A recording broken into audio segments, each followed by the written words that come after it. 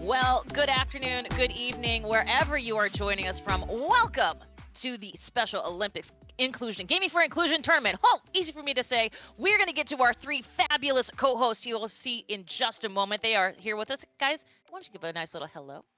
Yeah, hello. There we go. We're going to meet them and find out everything about them because, gang, you're going to want to know these people. They are the best. But first, we want to start off with a huge thank you. See, Xbox is honored to further the commitment of creating inclusive gaming experiences for everybody. And of course, that means partnering with Special Olympics on Gaming for Inclusion esports tournament here this year as well. We also want to thank our two sponsors, WWE and Rocket Apples.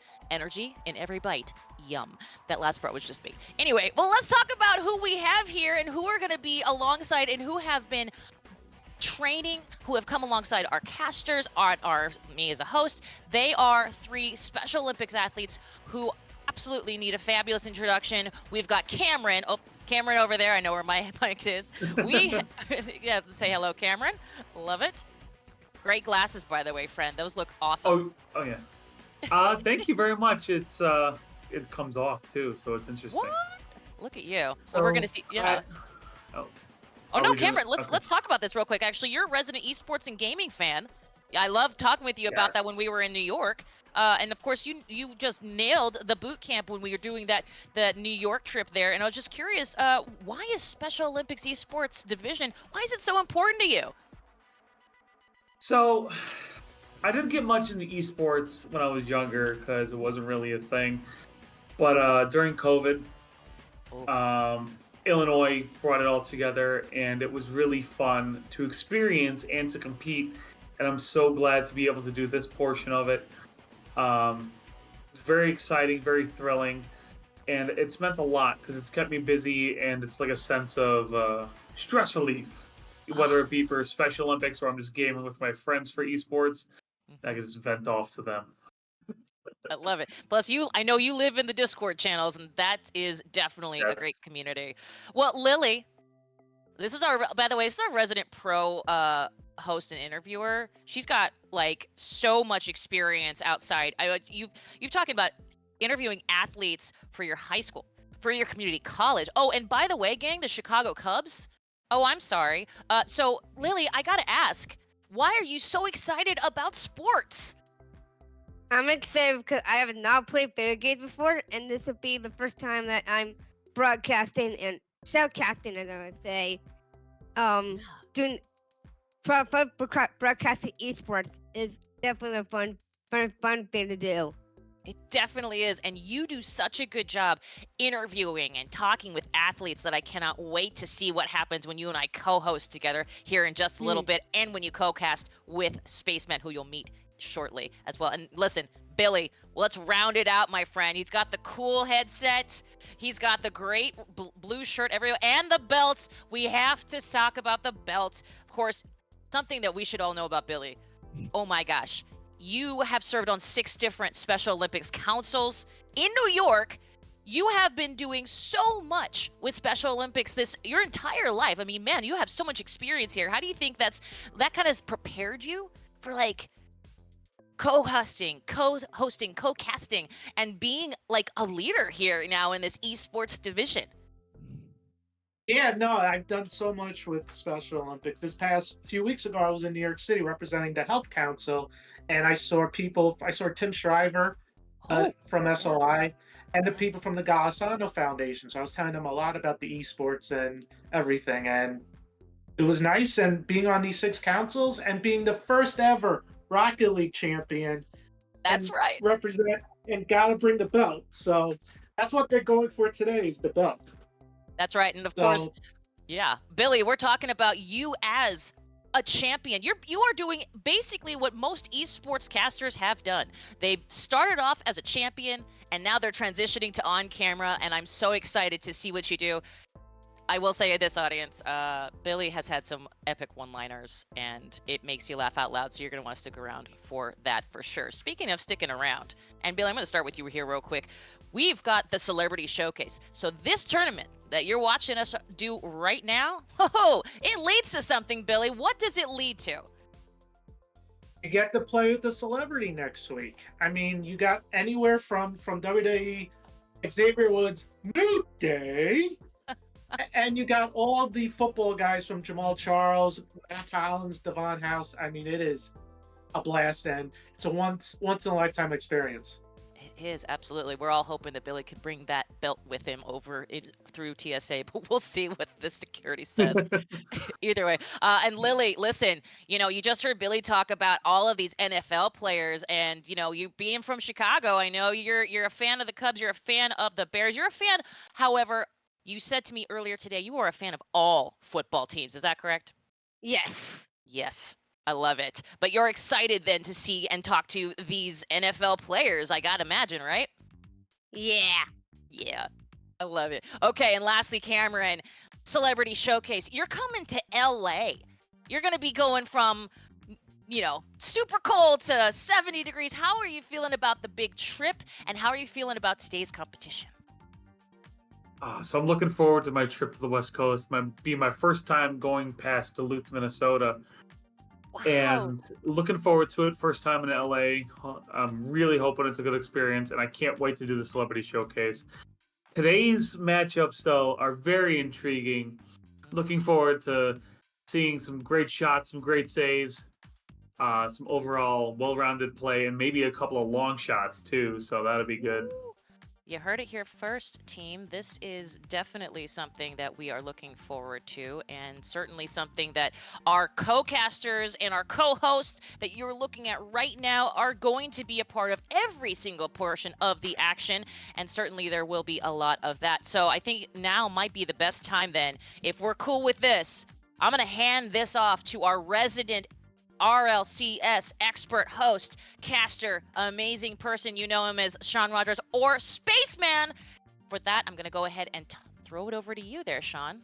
Kate, expert is doing a lot of heavy lifting with that one, but I think you're so kind. Thank you so much. Ladies and gentlemen, welcome in, of course, to Gaming for Inclusion 2023. I am Sean Spaceman Rogers. You might have seen me before, but one person that you need to keep your eye on, one of the smartest people in the room and the funniest, Cameron.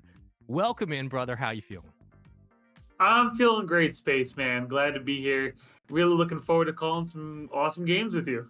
It's going to be a fun one. Cameron, I haven't seen you in a couple of weeks. Like we saw a lot of Rocket League when we were in studio last time. We were at some of the Xbox campuses. We were talking about how exciting it was going to be to see Rocket League in a 2v2 level at this stage. What were some of the things that you saw that stood out to you when we did our replay sessions back in New York? Well, in the 2v2 sessions, for when we were in New York, I saw a lot of cohesiveness and a lot of teamwork.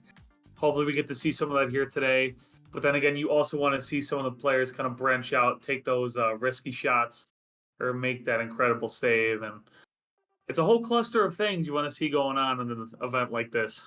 You're already a Rocket League pro at that point with the cohesiveness. Absolutely. We want to see that from our players today. Now, if you're just joining the stream and you're wondering, all right, what's the big overall picture? What's the deal here? Today, we're going to be playing Rocket League. We're going to bring it back down to 2v2. So instead of a traditional normal 3v3 tournament, we're doing 2v2 because it allows for a lot of both conversation from our end, from me and Cameron, to talk about maybe the styles of the gameplay, but it allows the viewers to watch a really steady, cohesive unit across the field. This tournament's going to be 5 rounds of matches. So we'll have 5 different series on your stream today, all of which will be best of 3. When we get to our grand finals, that, however, will go back to a best of 5 format. So, Cameron, there's a lot on the line here today because this is all single elimination. For those who don't know what this is, single elim means you get one chance at it. If you lose your series, you're out and you don't get a chance to qualify for next week. How much pressure is that, Cameron, for competitors to realize that they have to step up immediately?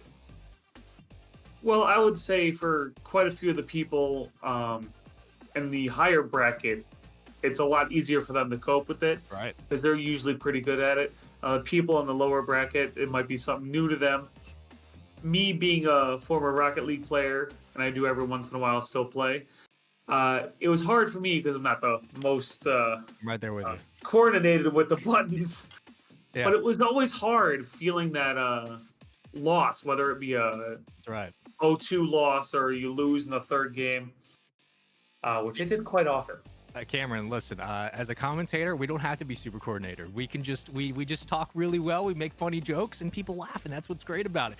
But for viewers here today in chat, the important thing to remember is that all of this is just going to be a really fun tournament. So if you're looking forward to whether it's high-flying octane action, no pun intended, from the ceiling, flip resets, long goals, great defense, all of those things intertwined, today is the best day to see all of that happen in our 2v2 tournament. Again, we have 5 matches we're going to get through. And Cameron, and when it comes to Rocket League, one of the big things we talk about often is specifically like the competitive level, at the highest competitive level, is how important it is to get off on the right foot in game 1. Speaking of, I believe we're almost ready to go.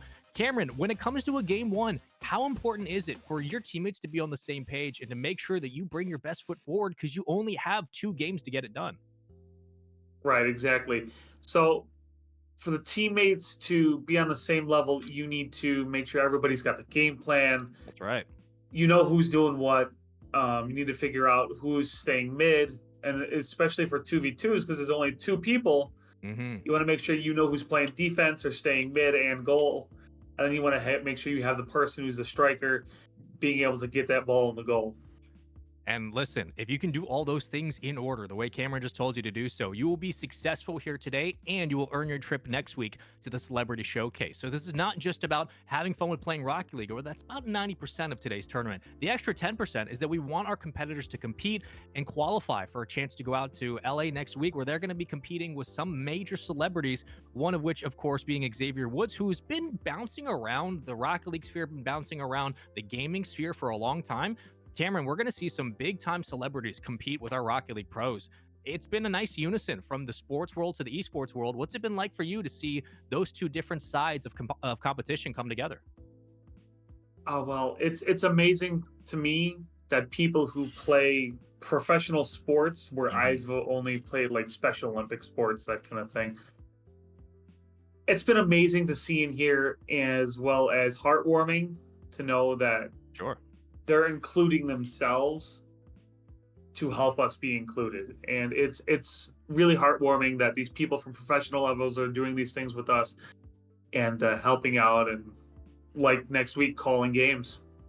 Yeah, it's going to be really, really fun. And trust me, the moment we get Cameron back in the studio, I wish you all could have seen it in New York. He was absolutely ecstatic throughout all the games, and you can feel the energy, right? It's a different environment here, but this is where we get our training wheels off. And Cameron, this is where a lot of these players are going to show you the best of what they got. So if you thought that some of those ceiling goals and really great like freestyle attempts a couple weeks ago were exciting, I can't wait to show you what we got here today. But Cameron, sure. one of the things I like to do before a series kicks off is I like to ask my co-caster, hey, what are your predictions here? Whether or not it's about a team specifically, or what are you looking forward to most? What's maybe a play style or something you want to see in this match coming up? Well, I will say that as well as freestyling has been for most players, I'm not a fan of freestyling myself, so I usually like to stay on the ground and jump at the ball as it comes around. But if you can freestyle, I would say get that ball in the air, hit a couple of flip resets, and try to score some goals early. You know, that is the name of the game. Scoring goals early, it's very easy for offenses to feel confident when they're rewarded for their efforts. They're getting a lot of goals, but for other teams, it can be really difficult on defense. And one of the things we really talked about, Cameron, when we were back in New York was the importance of really good defense. Why is it that a team needs to make sure that they have their goal line covered so they're keeping themselves safe in the scoreline? What is so important about really good defense? Yeah, it's very true. You always want to make sure you have somebody at least at midfield or somebody by the goal to make sure there's no easy shots going in. You want to make sure you have a defender right at that cusp where Twisted Dragon just passed by right now. And you want to make sure somebody's there so you can at least have some line of defense so you don't get a ton of goals scored on you at one time. That's right. Listen, it can be difficult to come back in games when you're down a couple. We see it at the professional level. We've seen it in every stage of Rocket League. However, this one might roll in. I think it will. Mertman from his own side of the field. Cameron, he just pulled up a shot. Yes, that was a great shot. Just popped it up in the air. Slight pop, and it kind of bounced in. I'm really liking that little dribbler. Krillin almost had a save, but he just couldn't get there in time. Sometimes you got to be patient in the back line. One of the big things we talk about often with professional players as well as anybody at different stages in competitive Rocket League is staying patient at midfield, staying patient on defense. Defense is so important when it comes to competition. If you have a good defense, you usually will be able to find success offensively as well. Staying patient in the blue half worked out. They found a goal, and now they have to play great defense, but unfortunately, they just couldn't get in front. Yeah, so this was a great comeback goal from Krillin. Was that Krillin? He got the assist. It counts. Yeah, he got the assist. That was a great shot by his teammate and a good setup. Unfortunately, there were people on defense that just couldn't get the block. Good setup is important. Team plays always help. Making sure you're selfless with the ball, getting it towards your teammates to allow them to make a play. Again, all of our matches today will be best of 3. So you win 2, doesn't matter how you do it. You win 2 in a best of 3, you win the whole thing. So coming out and having a good showing in the first game is really important. But midfield pressure is important as well. And Cameron, we know how deadly a good midfield attack can be. Oh, for sure. Once you have that good midfield defense set up, I mean, you can pop the ball in the air, and then if you got an open shot at midfield, you might as well take it. Speaking of which, here's Twisted Dragon with a shot. Oh, he just missed it. And then there's Berkman with the save out of the goal. And Krillin just popped one in there. And that's that nice patience, right? You have your teammate helping on the goal line just to kind of create some traffic, how important it is to get in front of a defender. And then when the ball pops free, Krillin is there to pick up the rebound and put it away for a very quick flip of the score. Now up 2-1. This squad that started off with a tough kickoff goal makes it happen yet again, 2 in a row. Nice job by Krillin. Kickoff goals aren't always the easiest to get, but he had some space there, flipped the ball up. Defender just undercut the ball. And I will say Krillin's attacking this ball like Batman's attacking his criminals. It's a lot of momentum that is tough to swallow sometimes, but if you're getting beat up, which is very much the case, you need to find a way to stop the bleeding. That's a phrase we use a lot of times in Rocket League. And Cameron, when it comes to stopping the bleeding, sometimes it just means getting back out to midfield and holding on to the ball. One of the things we talked about a lot in New York was how important pros put a responsibility in their teammates in holding possession, keeping control of the ball. I'd like to see that from our blue team. Exactly. They need to establish a good sense of defense. They shouldn't have two people or both their players go for the ball at once, because then if you have that, there's nobody in the backfield. And it's a killer when the ball gets thrown to the other end of the field and there's nobody there. So in order to stop the bleeding, they need to make sure they have a good defensive line set up. Cameron, that's an excellent point. Just making sure that you allow one of your teammates to go for possession instead of throwing all of your numbers at the play, right? You want to make sure that somebody's in a position to play defense if they need to. Somebody can sit in the goal line and protect a shot. Making sure you have confidence in your teammates is so important in Rocket League. That's a nice clear back out to the blue side. Here comes Krillin yet again. Another shot that works. Oh, my goodness. Krillin is just on fire. That's a hat trick, isn't it, Spaceman? That's right. Krillin is killing it right now. Nice corner shot. Twisted Dragon was in the back of the goal just to watch it fly by. Well, it started off as a 1-0 lead for our blue team. It has very quickly dissolved into 4 unanswered goals. Krillin with a hat trick. The midfield pressure's been excellent so far from the boys in orange. Twisted Dragon's gotten involved with a shot and 2 assists. 182 points to his name.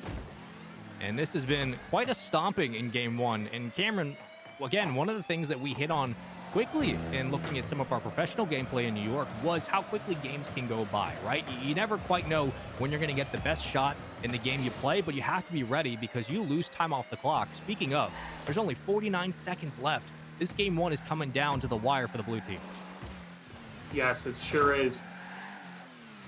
Honestly, I feel like speaking of getting out of hand, Twisted Dragon just scored his first goal of the game. So I was going to say, with 40 seconds left, you never know what can happen in a time frame that you have left. But it'd be a miracle for the blue team to get a comeback here. Let's hope they can, if they don't win here, let's hope they can try to get a better game going in game 2. Hey Cameron, I believe in miracles, man. I think they can do it. I think they just need to get downfield, and all it takes sometimes to get a good drive going on offense is one solid swing up the sideline. Just get it up the wall. Maybe you have a chance for a shot, but so far, Twisted Dragon's done a very nice job of killing the play quickly, letting time dwindle away. Krillin, defensively, so good in this game. Offensively, 3 goals to his name. His party man will fly back in, but it just does not look like Blue have exactly what they're looking for. And Cameron, this was a bit of a stomping. We wanted to see a team come out and kind of assert their dominance, and so far, Nick Mills and Krillin have absolutely done that. Yes, for sure. They've been killing it all game, and I would say that is a very good win for the orange team. It's an excellent showing in game 1. Now, the important thing to remember, again, if you're just joining us, is that all of our matches are best of 3. So for Krillin and Twisted Dragon, this is now an opportunity for them to put this series away. They're already up 1-0. It was a very quick game 1. Cameron, I guess when it comes to breaking this one down, like the blue team, they had opportunities. There were chances at midfield, but it seemed like Krillin was just too much to handle. Yes. So they had some good defensive plays towards the end of the game. Yeah. Unfortunately, it was too little too late, and Krillin just kind of overpowered them the first half of the match. Twisted Dragon had some pretty nice takeaways. Mm-hmm. He had some good spots on ball. He had some good passes. And like I said, it was just too little too late for the blue team. And hopefully they can get it they can pick it back up come game 2. There's one thing that I love, and I love a lot of things, Cameron, is I love me a comeback. I love seeing it go the distance. So listen, all I'm saying is Cameron wants to see a game 3 overtime. I don't blame him. I would like to see that too. Oh, I for want sure. I want to see some pressure. I want to see some Just like excitement. the Cubs, just like the Cubs in 2016. That's right. Love that. Let's go to extra innings. You know what? We got time today. We only got 5 series. We got some time. Let's bring it the distance. But I think the important thing is something that you hit on before we started our first match, Cameron, which was cohesivity. Being cohesive as a team. For blue team, going into game number 2, they're down 0-1 in the series. Cameron, their backs are against the wall. What do you want to see from our boys to get them back in this series? So for Nick Mills and Krillin, you want them to make sure they have that defense set up. Defense is key. As they say in most sports, defense wins championships, especially in football. That's Same right. goes for soccer. But you want to make sure somebody has something going on. Stay So busy. Stay active. Exactly. So, that was a great takeaway by Merkman there. And you want to make sure. Yep. So there's nobody on defense right now. So that shot by Krillin could go a long way. And Merkman has a chance. Nice clear. Krillin straight back to the goal. So right now I'm seeing a lot of good defense from the blue team right now. They're taking very good care of the ball in their own zone. They just need to clear it out. It's a great shout. They're very, very patient. And for a lot of teams, when you feel like the game's going by too quickly, sometimes it's great to slow it down, right? To make sure you play patient, to trust your teammates to make a play. Maybe it's just about following on the possession of the ball, getting in front, trying to touch it a couple of times to get those points up, to get confident with your strikes. As Krillin was the standout in game 1, easily the MVP with a couple of goals. Krillin trying to make another one happen, able to circle behind the defense, but still alive. Backflip goal. Woo! Didn't think we'd see a backflip today. That is a nice backflip goal. Nick Mills almost had it clear, but unfortunately, Krillin was right there, and he flicked it right in there. Good defense can keep you in games, but sometimes a really good player on offense can help win it. And if you have good mechanics, if you have good spatial awareness, you're able to hit a backflip like that, it's going to be tough to slow this team down. But the blue team going into this just need to find a way to hold on to the ball. Cameron, they have plenty of time to do it. We're only in game 2. Right, exactly. So I feel that blue team needs to kind of attack here. They're playing some pretty good defense right now, but they need to make sure they get somebody trying to get into that goal area and get some shots on goal, because there has not been much offense. Last game we talked about how their defense needs to step up, which they're doing that here, but they really need to kick it into high gear for some offense. They have a chance here. Well, it looks promising, but good defense from Krillin.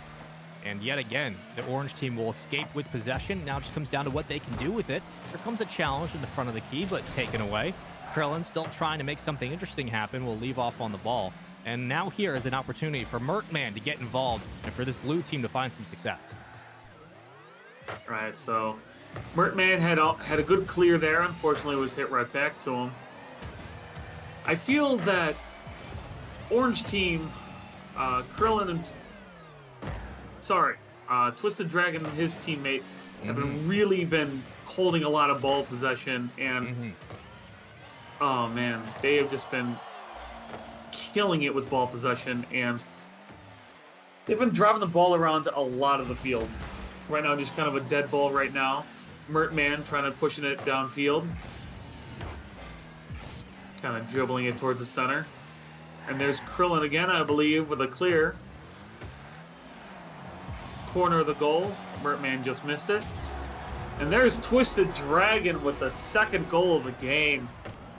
I'm telling you, Spaceman, this combination from Twisted Dragon playing some pretty good defense and Krillin protecting the goal, making sure his teammate gets some goals himself.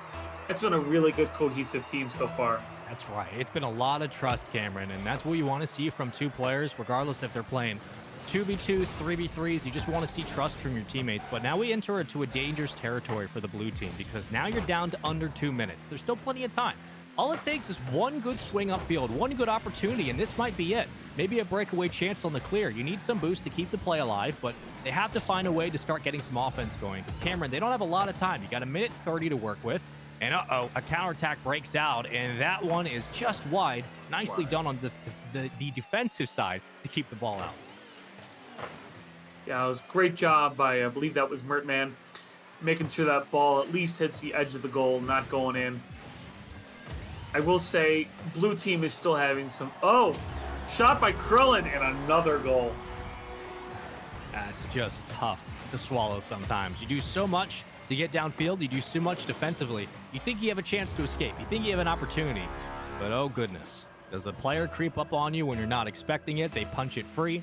They win the 50. And now we're sitting in a situation where you're down 3 goals. In these types of spots, you need to score a goal within the next 10 or so seconds. We put a lot of pressure on the player saying, look, you got to step up, you got to make a play. But there's really not a lot of time with sometimes how these games go. When it comes to boom ball, which is what we call it now, when players are just trying to kill the clock and throw the ball downfield, is where I would like to see the blue team really step up.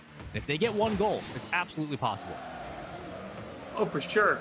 Especially with 48 seconds left, anything can happen. Mertman kind of needs to hit this in there, somebody, and it just misses. Krillin with a clear, trying to just keep that ball away from their goal as it's hit back, and they're just trying to survive with a 2-0 series here. 30 seconds remaining, 3-0. Twisted Dragon trying to get it in there one more time. He has a shot at the corner, and he gets blocked by Mertman. It's a good block, but does it lead to anything on the other side? So far, the answer has been no. More pressure through the corner, no boost for the moment. Doesn't really matter. Under 10 to play, Cameron. The orange team showed up very quickly in our first best of 5. I didn't expect it to be this much of a blowout, but between game 1 and 2, it looks like these boys are on an absolute tear. And unfortunately for the blue team, their run will end here. Just Orange had everything controlled. Krillin and Twisted Dragon are looking too good. Yeah, Krillin with 3-4 goals in the first game and 2 here just kind of put everything away for the orange team. They made sure they were dominant, and they made sure they kept it dominant. 6 goals, I believe. If math is mathing, which sometimes it doesn't, I think we had 6 goals from Krillin in 2 games, which is really, really impressive given the fact that we're still, playing 2v2. It's the first game of the day. We're getting everybody warmed up. But we hit on being cohesive, when we hit on having trust in your teammates, I think that was particularly exemplified by the orange team in our first best of 5. Cameron, though, sometimes, you show up to a couple of games of Rocket League, you don't have your best outing. For the blue squad, what do they need to work on moving forward? Because it looked like the potential was there for them to get some goals, but they just weren't able to close it. What do they need to fix? So they need to fix, I don't want to say angles, but they need to make sure they're getting the ball towards the net. They want to get some shots on goal. I noticed that they were playing better defense in the second game, but I don't know how many there were, but I feel like the shots on goal count for the blue team was just not as much as it should have been. They had some good shot attempts, but unfortunately there was nothing really going towards the goal. Need to work on that. Defense overall, much better than the first game. And just next time, keep on trying to get that ball in there. It's tough sometimes. You play a squad that maybe is a little bit faster, and I've had those experiences where you get into a game, you're excited. Like, look, we have a game plan coming in, Cameron. We're really looking forward to maybe playing through the corner a lot. A lot of teams like to punch the ball into the corner, and we'll try to make that our thing. Sometimes the pace of play just isn't what you need. Sometimes you have to make those adjustments. We saw it defensively. They got a little bit better in game 2, right? They're staying closer to the goal line. They're trusting one another. They're getting in front of the ball. Those are really good steps from the blue team. But the important part of Rocket League, the big thing we all focus on so often is, can you score on the other side? So you can have great defense, but if the offense isn't showing up, Cameron, it's tough to win any games like that. But I do want to highlight Twisted Dragon and Krillin, who not only had a couple of great goals and opportunities, but they were constantly on the ball. They were applying pressure, something you talked about, having pressure. Why is that so important? So having pressure is always important to make sure, like I said earlier, you set up a form of dominance. You want to make sure you got pressure. You're making the other team constantly think, oh, do I need to get back on defense? Where's my other teammate? If we're both going for the ball, that ball could go in our goal very easily. Yeah, that's absolutely right. And you can avoid those experiences. You can avoid being scored on if you're constantly upfield fighting for possession, which is what we saw from Twisted Dragon and Krillin. So we'll see them continue on in the bracket. Of course, they played their first series, winning both back-to-back games. We won't get into best of 5 territory until we get to our grand finals. But I do want to take a look at some of the replays because this is where the things get interesting when we start to break down the nitty-gritty part. Let's jump into the replays and take a look. Yeah, I'm here. Hey, we're back, and Billy is here, and Sean Spaceman. Thank you so much. Hello. And as Sean mentioned, we do have some replays. Billy, let's talk a little bit about. Let's do some analyzing because, quite frankly, that last couple of games was, in one way, you could call it a blowout, but in the other, let's be clear, it could have been a lot worse because the defense that the blue team brought about really showcased it. Billy, tell me what we're looking at here. What we're looking at here is you see nice score by Blue, by the way, before they got blown out. But they shot a lot of stuff from the parking lot. They shot it from the air, they shot it on the ground, and Curlin was body slamming the ball right into the net. So he was doing a good job. But no, he passed half the time, but didn't pass most of the time. That's a good point, actually. Spaceman, I'm wondering if that's, Mhm. and we talk about the defense being, such an important part. Obviously, it has to be balanced with offense as well. But I think one of the things we noticed was blue team came out with momentum, but Yeah. the orange team came out to end it. Yeah, a lot of times if you get punched quickly in a game like Rocket League, there's going to be an immediate counterpunch, whether it's a kickoff or a long distance goal. We saw that really quickly in the start of game one. But sometimes you get lucky off the break. You get a good look on defense. You're able to escape upfield for a goal, which is what the blue team did. And then when things settle down and we kind of shake everything out and we see what remains, we saw a team that was really good at challenging possessions. A team from Twisted Dragon and Krillin who were really, really good at locking down where they thought the ball was going to go, getting in front and making it difficult for the blue team to get upfield for whether it's a quick shot or just making things interesting. The orange squad did a really great job of holding on to possession and from any side of the field being a threat, and that's really important for a lot of teams. And they made better adjustments quickly, and it just paid the way. They got 5 goals in game one, all through with another shutout. This team's good. They're very good. Absolutely. Billy, who are we thinking about for MVP here? And if it's not Krillin, why not? gotta be Quillen. He was scoring most of the goals. Yeah. I mean, no passing. He was just no one's there. Shot it right in. But you know what? I do want to give some honorable mention as we talk about defense. And Billy, I think we saw it earlier.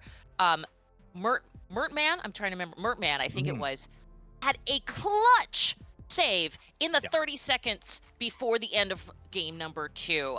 Billy, I mean, we talk about defense, we talk about offense, but that in and of itself, to be able to play under that kind of pressure and be able to take it out, seems like a really big deal.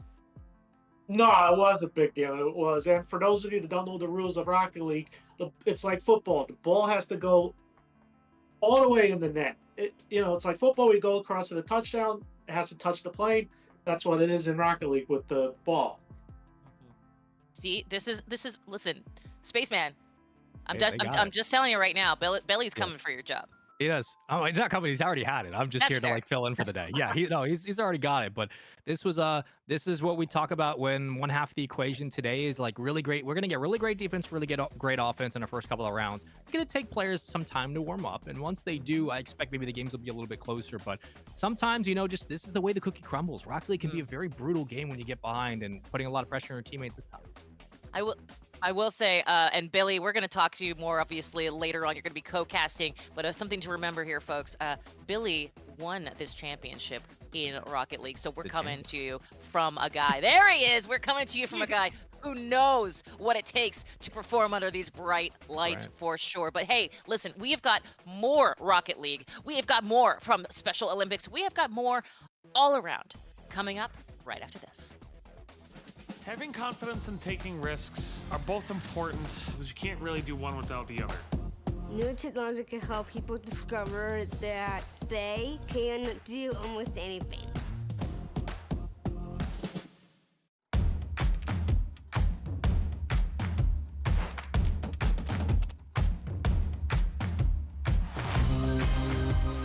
We believe that true leadership is about taking the opportunity to make good choices.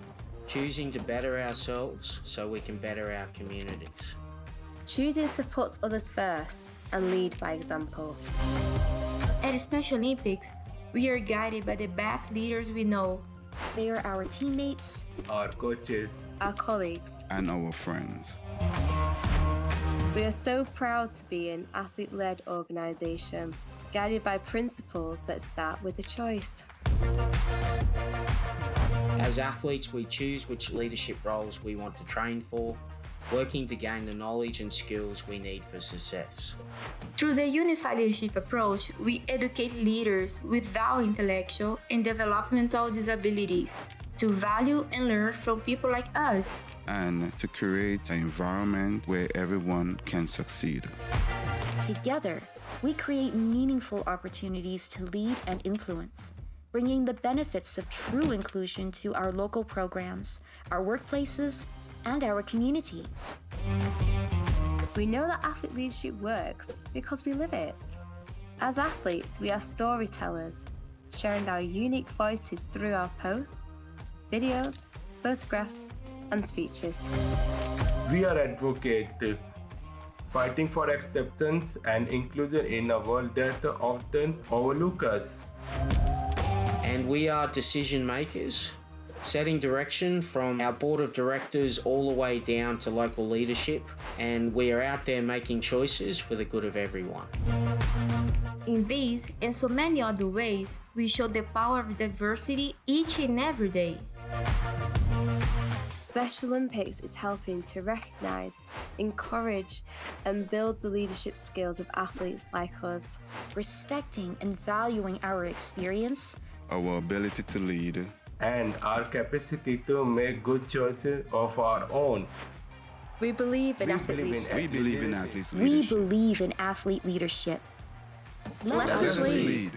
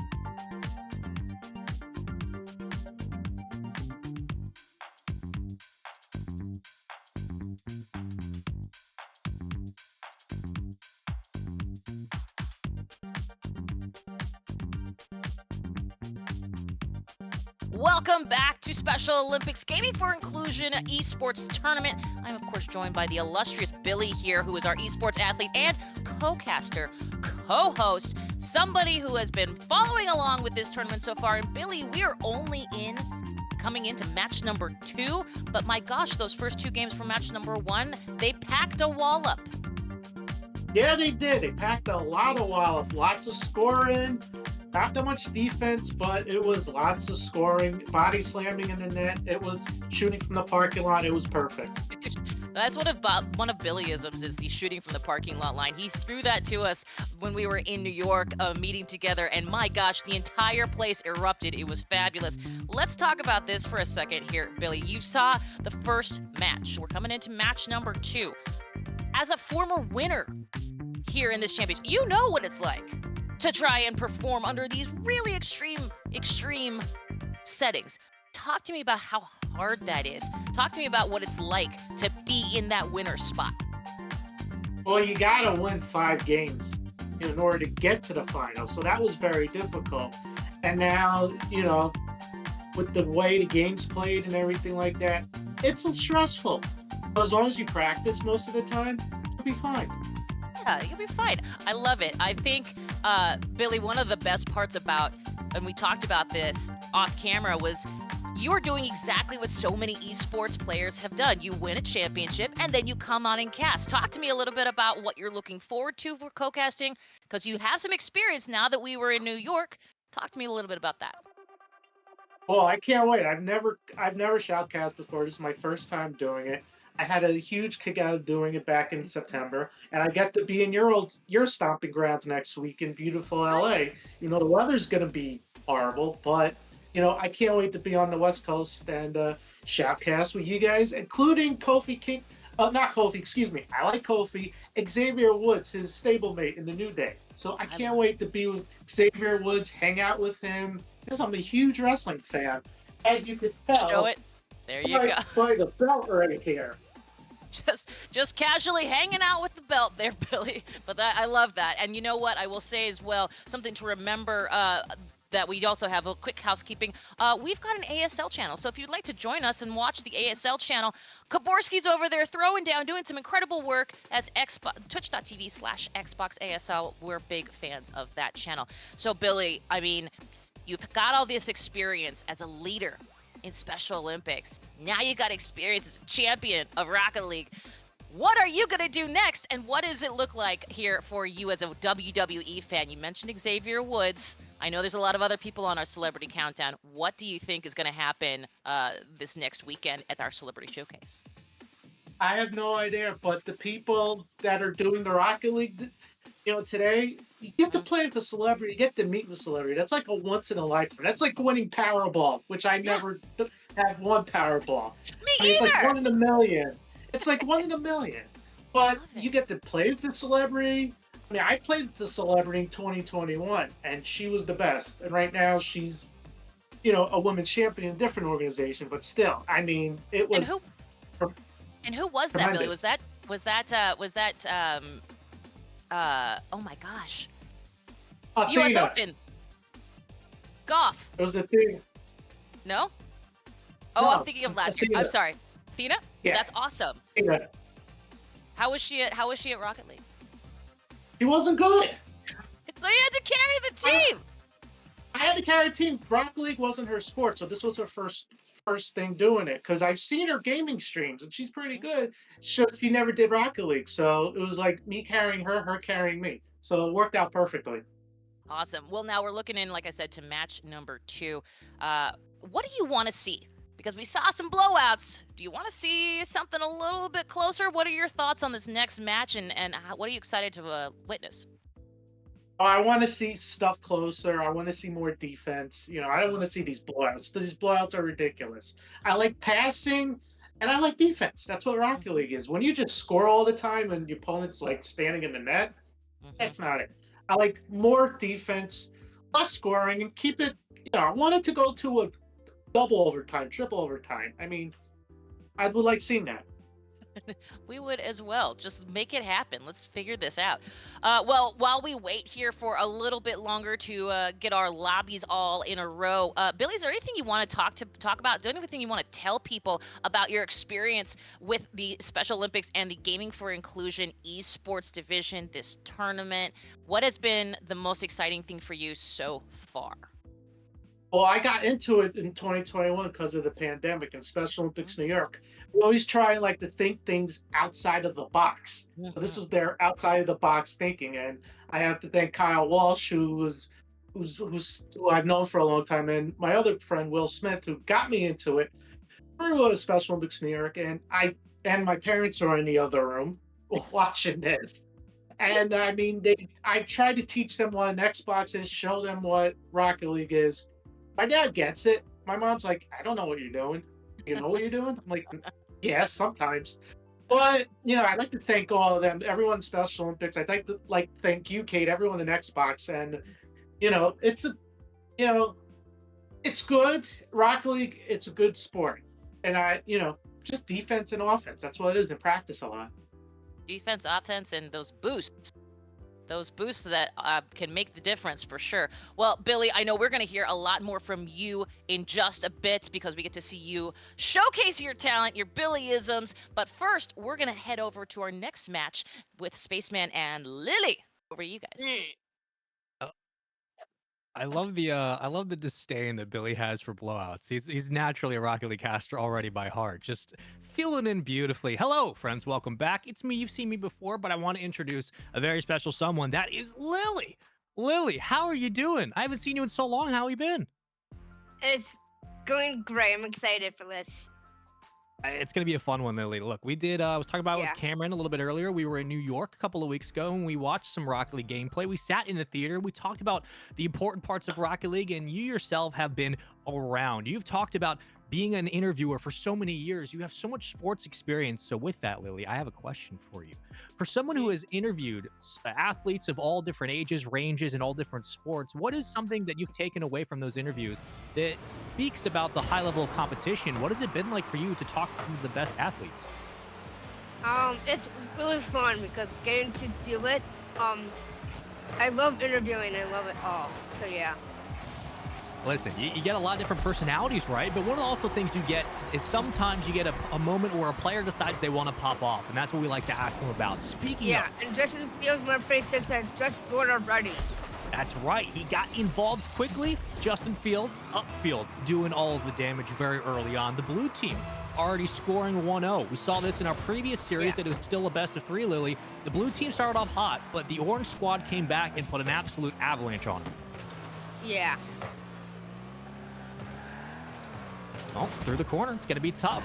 Maybe we'll be able to kick it back out, but sometimes, Lily, when you get caught with a 1-0 lead, you're thinking, all right, the next step for us as a team is getting the ball away to midfield, and we have to maybe establish a baseline as a team. We want to make sure that we keep the ball in front of us. We don't want to get pushed back. What's something you're looking forward to in this best of 3 that you want to see from either side? I want to look forward to that. The team right now is getting the offense and defense ready, and I'm kind of looking forward to that as well.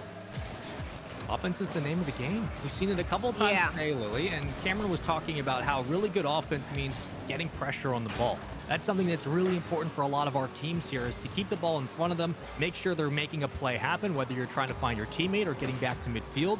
Keeping the ball in front of you is such an important part of Rocket League. But so far, it seems that the action's been a little bit faster. The pace of play has changed a little bit. Lily, so far the blue team struggling to get out of the blue side of the field. What do they need to do downfield to score? They have to get the ball going, and they have to score on a goal. And that's about 3-6. That's a goal for them. Justin, for the blue team, actually. That's right. Justin already upfield again, 2 times in a row.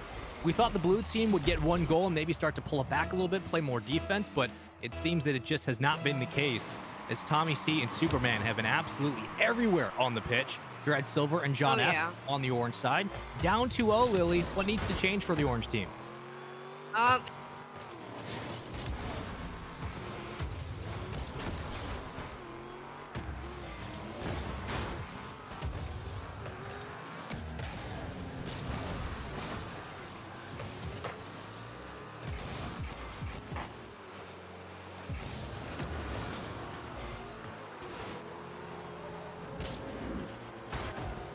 one team's offense is putting too much pressure on you that you can't handle defensively, getting a goal back will help stop the bleeding. We use that term a lot in Rocket League. Oh, Making sure there's that that boost management. I can feel it. Maybe there's another chance here. As Superman tried to make a play, couldn't let it happen. Justin Fields will Nope. put There it was back towards the net. actually a save. That was denied. That's 2 times the defense has stepped up, Lily. Yeah. Yeah, the Proven. defense is good, pretty good for the orange team, but they need to get more up on the offense. That's They're right. not even scored right now. Yeah, they got to find a way to kind of swing the good defense into good offense.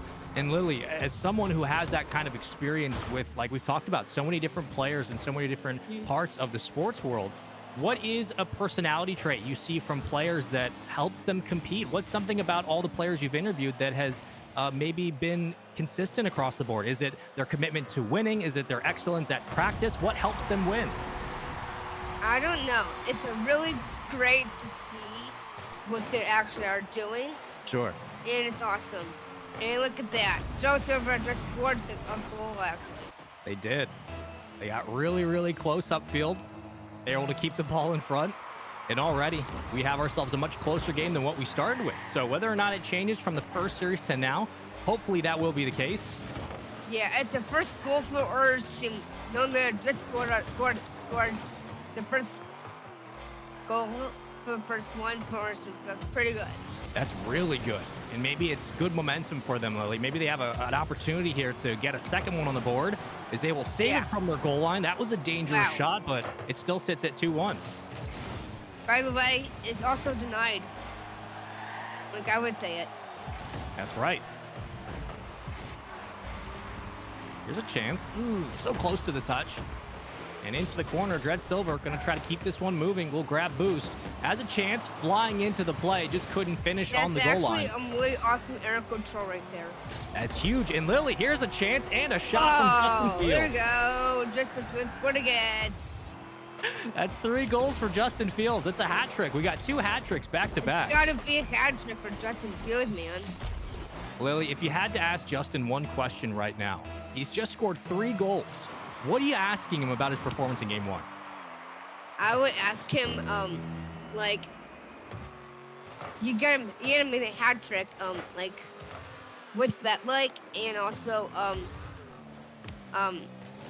you keep scoring a lot. How do you score a lot in these games? And also, my final question would be, like, what is the most craziest thing you've ever done in Rocket League? Ooh, that's a great question. What is the craziest thing you've ever done? I mean, hat tricks probably not the craziest. It's really awesome when you see them, but Lily, that is that's one they're going to have to think about for a while. Luckily for them, they have a couple of games to go through if they do need to get that question answered. But for right now, they have 30 seconds less than what they started with. You're at 19. They have to keep this one moving. You're down 3-1.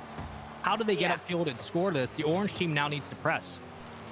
The orange team really needs to get their act together. They just need to score right away. And it's actually kind of done right now. It's coming down to the wire, but unfortunately, mathematically, it's just not possible. Not enough time on the clock. The blue team. 3 goals, Lily. A hat trick for Justin Fields. That was the takeaway for me in game 1. Yeah. It is cool because they keep scoring a lot, and that's good. Well, sometimes that's the name of the game. Yeah. Is if you score a lot, Lily, it's going to be very easy for you to escape some of the mistakes on defense, because sometimes when you score a lot as an offense, you can get really comfortable on defense. You don't have to worry too much about flying into the goal line to make a save or getting in front of the ball to challenge for a 50. Lily, the game gets easier the more you score. It seemed that Justin Fields had everything figured out, and the blue team was just rolling through game 1. It's pretty good. The blue team is doing really well. That's right. Scoring some goals. And the orange team needs to actually step up their game, because they're not really scoring it. They're not really right. scoring, but they just gotta keep it together. That's, I think, again, we come back to this idea of unity and cohesion and having trust, something that Cameron hit on earlier. Lily, you're doing the same here. You need to find a way to get it together, right? To play as a team, because in 2v2, it's very different than threes, where threes, there's maybe a little bit more time to allow your teammates to move upfield and make the play. In 2v2, there is so much pressure on our players to constantly be involved in the action. And granted that this is only single elimination, it means that there will not be a second chance if you lose your series. With that said, Lily, the orange team is down 0-1. We're about to get into game number 2. Their backs are against the wall. If they lose this, they're out of the tournament. What would you like to say to them? If they could hear you right now, Lily, if they could hear what you're about to say, what are the comms you're going to give to the orange team to get them back energized for game 2? Just get out there, score some more goals, and also definitely demolish them. Oh, Lily. I like this aggressive attitude. All right, sometimes you just need a little kick. You need somebody to tell you, look, go out there, demolish them, score some goals. I like the confidence. There you go. Maybe it does work out. Maybe things pan out here. Justin Fields was dangerous in game 1. Lily, do you think we're going to see 3 goals from Justin Fields here in game 2? I definitely would think that. Yeah. Ooh, well, Lily's going for back-to-back hat tricks. All right, she wants the high-octane action. I don't blame her. Back to the midfield. A chance, but Justin Fields, Lily, you might get your wish. He just has to finish the play, and he will. And he scored it again. That was actually a great shot, like a phenomenal shot from Justin Fields. Look at this patience. The control as well, knows to play it wide. Defender crashing. Nicely done. It looks really good. They had just did it, and also they have the pressure, and they're also playing the long game. That's right. They can combine both. That's so important for a lot of players, is to not only apply the pressure, but play the long game. Speaking of, the orange scored. Perfect. You play the long game, Lily? Her Fritz or her Fritz? I don't know. I think we're gonna go with the former. Her Fritz sounds good to me, but listen. Her Fritz, okay. You play the long game, Lily, and if you just stay patient, all of a sudden, good things happen. We have ourselves a tie game. Yeah. Will it last? It's gonna score again. I don't know. Nope. That was denied. Lily, Absolutely denied. Lily, I think he might have missed it. I think they just missed it. No, he still had the ball, Spaceman. Well, you gotta find a way to score that one, right? You gotta find a way to put that one away. As you're tied up 1-1, 3 minutes to play, a lot of time. Now you get your response. There you go. Lily, I thought you were again. I thought you were crazy. I thought there's no way we're getting 3 or 2 back-to-back hat tricks, but Justin Fields already has 2. You might have been onto something, Lily. Right after he actually flipped. Like he flipped all the way down. Mm-hmm. Crazy. Man. Well, crazy. You want to see some? I asked you, what do you want to ask these players? What's the craziest thing you've done? Back-to-back hack tricks might be one of the things they're going to talk about, but you also have to play great defense. In the previous game, we saw a backward shot. That's crazy. We saw a backflip as well. It was on the goal line. It was one of the more unorthodox ways to score a goal that you're going to see in this level of competition. So maybe that is what it takes to break the seal here. But Justin Fields, Lily, he's so gonna close. do it again. So close, Lily. Close. That was actually denied. Absolutely. He's gonna do it again, I believe. Nope. You're a good luck charm for hat tricks, Lily. I've never seen anything like it. I've never seen somebody call for a hat trick and get basically what they've been asking for.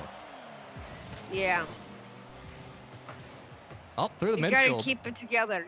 They do. I can the see cohesivity. Having trust in your teammates is so important. Lily, why is it a big thing for, especially at this level of Rocket League competition or any sports competition? Why is trusting your teammates the best way to find success? The best way to trust them is actually they need to be more up and active. They just need to step up their game and then keep their act together by doing something like different. But even though it's an absolute amazing passion to see these guys and to just watch them play. You can feel the passion from all the players in this tournament today. With it only being 5 matches, right? There's a lot of pressure in a single elimination tournament because you want to feel like you get off on your best foot, especially in game 1s. But the benefit is that you have a couple of games to give. If you lose the first game, it's not over. You have a chance to bring it back. However, our blue squad won game 1 thanks to Justin Fields on a hat trick. He's got 2 goals and 5 shots so far in this game. 1:40 to play. A lead by 1. They just need to hold on for the next 1:35. And Lily, they will be undefeated so far in this tournament, winning this series 2-0. But we got 1:30. The orange team needs to score. Yeah. is definitely going to score, but if they actually got denied right away. Well, they have opportunity here through the corner. Maybe a pass. Nice one at that. Right back to your teammate. And a chance now for the orange team to score. And Lily, they do it. And her Fritz again. I like her. Her Fritz better. You like that one better? We're going to rock with that. And I'm also going to rock with a tie game. Lily, it's coming down to the wire. We got a minute to go. 12 seconds change. Tie game 2-2. Which way do you see this going? I definitely see it as craziness.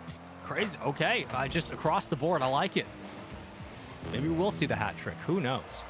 1 minute to play. What's a strategy that a team needs to implement with a minute to go? All the He pressure. had a more boost. I did not see that coming. Mm-hmm. Oh, I know why. It's why because it zoomed right past it. Sometimes it's tough to track down the ball. Here we go. When you have all that boost. Yeah. Oh, the defense has to stand up now. 30 seconds to go, Gotta Lily. keep it together now. Oh, that was crazy. Denied, man. Big save. That's a save there. Denied, absolutely. 15 seconds to go, Lily. The orange team trying to escape from their own side of Here the we go. field. Are they going to do it? I don't believe so. I don't believe it. If they do score it, if it's tied right now, it's overtime now. But here we go. No OT, the first one we've had all day. Will it keep going? I hope so. I hope we get a game 3 OT, but so far, if you're just joining us, you're wondering how overtimes work. Oh, the ball's dead. Okay, never mind. The guy back. We're good. The clock goes up indefinitely, Nope. so until somebody scores, the game keeps going. But a chance for the blue team and The game Justin just keeps Fields. going. Ooh, Oh, so close. There's almost a demolition. That was so close, Lily. Maybe they need a demo. Maybe they need to get really physical They with the other needed team. it. They needed it. Yeah, I'm starting to wonder whether that physicality needs to come out. No boost for the moment. Justin Fields still hunting for something to help him get back into the play. But Hey, doesn't Justin really Fields, need get much. back in it. Let's go. It doesn't need much. Those are the comms you'd want from a good teammate. Be like, come on, get back in the play. I need you. I need your help. Yeah, he just gotta keep his act together. If he's not, then he's out. It's out of the game. Lily, you're gonna kick him out? No, Oh, goodness. no. If he needs to keep it together, he can't get it Ah, together. that's right. That's right. Yeah, you gotta make sure your Oh, teammates come are calm. on. Calm, Come cool, and on. collected. Lily, what are you seeing that's not resonating? What are you seeing that you're not happy with right now? Nothing. Oh, everything's I'm pretty just much saying. what you expected. Okay, I like that. Sometimes overtimes are very cheeky. Oh, here we go. Here we go. Come on. Oh, no. Denied. Again. Why? You're sounding like a true Rocket League commentator now. Just sometimes you see a player like, why?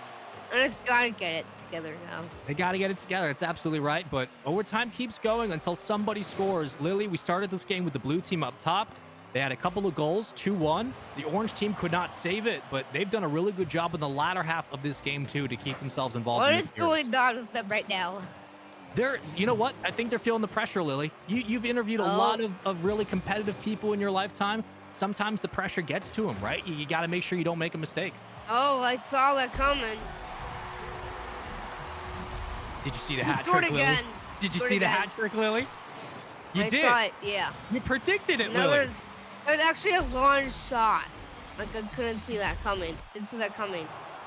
Lily, I have very Anyone. rarely seen somebody predict another hat trick in back-to-back games, but Justin Fields, in this overtime in game 2, in this first best of 3, got a back-to-back hat trick because Lily asked for it to happen. I've never seen anything like that. Lily, you have the I magic didn't touch. ask for it to happen. I just saw it happen. You saw it happen. That's right.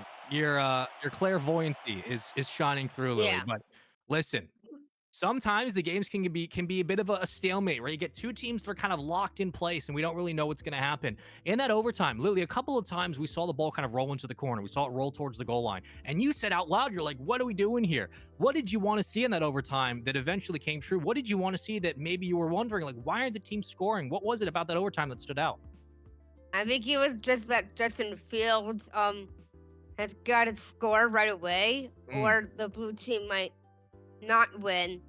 And our team will win, but the blue team did win, so it's perfect. Yeah, I mean, you called out there perfectly, right? Like sometimes if you have a player who's really hot, you want to feed them the ball. If they're not scoring right away, you're going to get these games that feel like you're stuck in a trench. You're getting just pulled back and Yeah. forth, tug of war.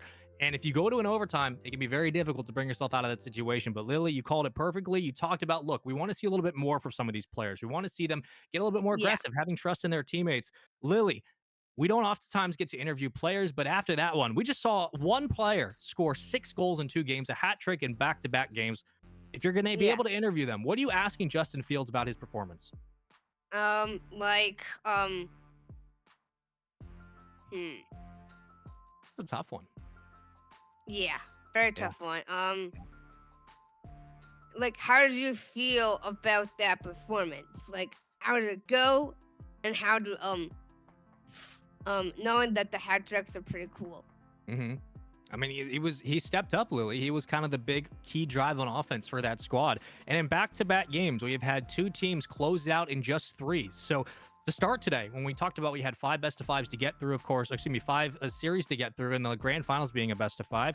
Every match today is going to be a best-of-3, and already we are down 2 series to go. And before we jump into our replays, Lily, when it comes to offense and defense in that series, what is something either about both or in general, what's something that stood out to you about our last series? Because the blue team had everything under control. What do you want players at home and fans at home to know about Rocket League that you just saw in that best of 3? What I saw was definitely teamwork with that with the players, and it's looking pretty good. It was pretty cool to see the long shots and almost demolishing them, and it's just different. Yeah, listen, like the long shots really, really matter. Having trust in your teammates is something we will hit on consistently. But Lily said it best just now. Listen to her when she talks about it. Teamwork is important. If you can trust your teammates, if you can be selfless with the ball and allow your teammates to do what they do best, which is contribute to the overall goal, you're going to have an opportunity to be successful in Rocket League. But I'm very interested to know what our replays will look like. Lily, closing ideas real quick about our last series. Do you think this squad has what it takes to go all the way? Oh, definitely. It takes it all the way. Like, it's pretty fun. Lily's been she's been everywhere today. Kate, she won a back-to-back hat tricks. She got it. I don't know what's going on, but she's clairvoyant right now. Lily's got it all figured out, and these replays are going to be great. Kate, let's talk about it. And I just realized I was muted. Oh my gosh, Lily has the touch. It's crazy, and I'm into it, and that's awesome. Speaking of someone else who knows what they're doing in this arena, both digital and online here, we've got Billy. Billy, let's talk about our last 2 games. Spaceman said it correctly. What a momentum. We've already gone through 2 matches. Have you seen anything like this? No, I haven't actually. I mean, I'm usually on the other end getting blown out playing, but the blowouts I've seen are wow. But Justin Fields kept scoring, and there was defense. I like defense. Pencil Barty said defense is the best thing, and that's what's happening.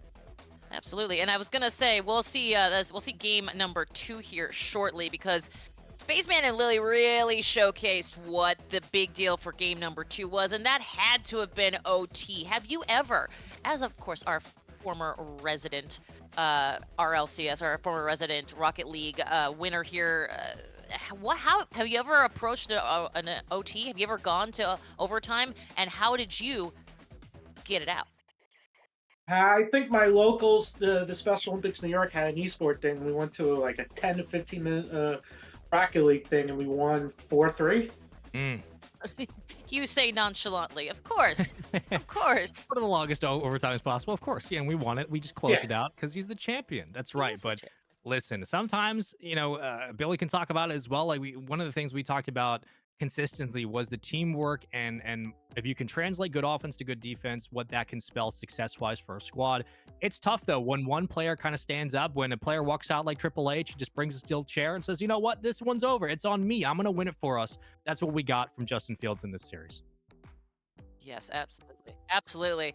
So, Billy, at this point, if you were to talk about the difference between our first match and our second match, what are the big highlights for you? But the highlights were, besides the blowout, that it kept equal to each team. Defense is what's going to help, and the offense is going to help with the Colt people going with each other. Man, yeah, the coalescing of that is just out of control. And Spaceman, at this point, I feel like we've got some really standout players from the offense, but let's call it what it is. That defense, those great last minute like near misses and OT back and forths. I mean, we've got 3 more matches, and it's going to be interesting. Yeah, listen, like a good defense will keep you in a game. Sometimes when the nerves get to the players, you let them maybe make a mistake upfield. But what we really saw in that last game was once you have a lead, hold it. It's really easy to say, very tough to do. But we saw both teams in our both series so far today have opportunities where they had a lead and they did a really good job of closing it down. I've seen Twisted Dragon in the chat talking about his teammates and what they brought to the table. These are the types of players you want to see in tournaments like this, because it shows that not only are they really great on one side of the ball, but they also know when they need to pull back and say, hey, it's not our time to be really flashy. We just need to play great defense and make sure we secure this win. And that's what we saw. Absolutely. Well, you know what? We've got lots more in store from not just Billy, but our other Special Olympic athletes here at the Special Olympic Gaming for Inclusion Esports Tournament right after this. When I first started this competition, I didn't think I'd have any friends nationally. And now I met them, and I can't wait to do more shoutcasting. Gaming is that connector. It is that piece that brings us all together. Special Olympics has changed my life so dramatically. I truly realize that what I'm doing is for a great cause. It's helped me a lot to be fearless, you know, in the real world. My friends I've made through Special Olympics are the best people I've ever met in my life. I've made a difference. Now it's your turn to make a difference. We are champions together. Making a difference every day.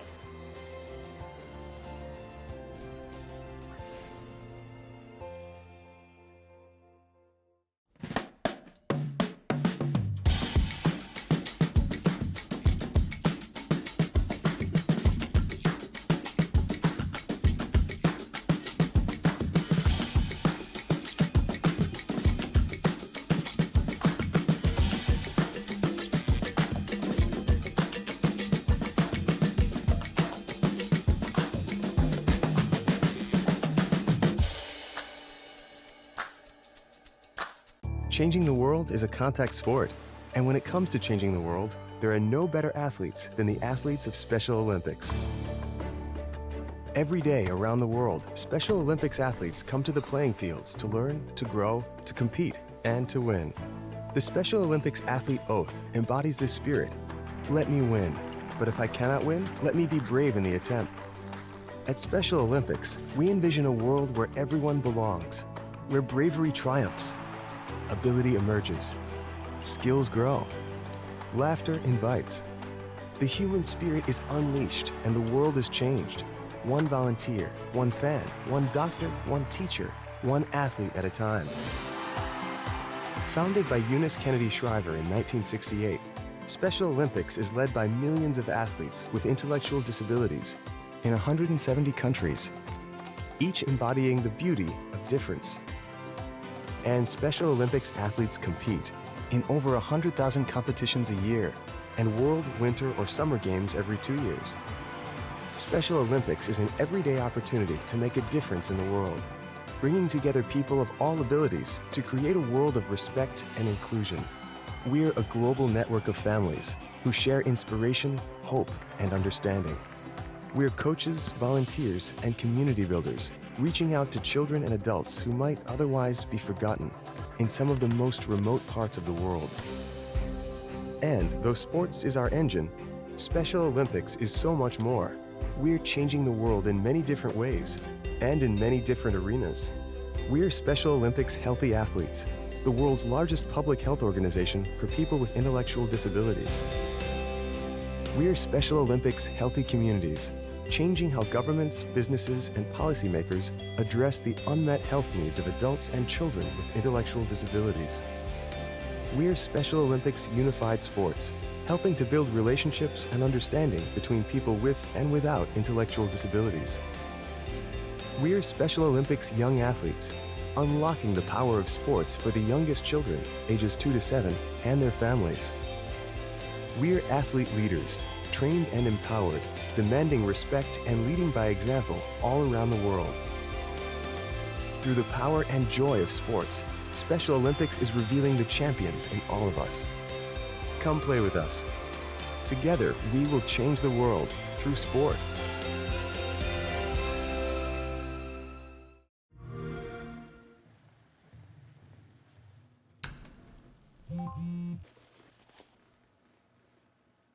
Are these our dreams? Something's not right.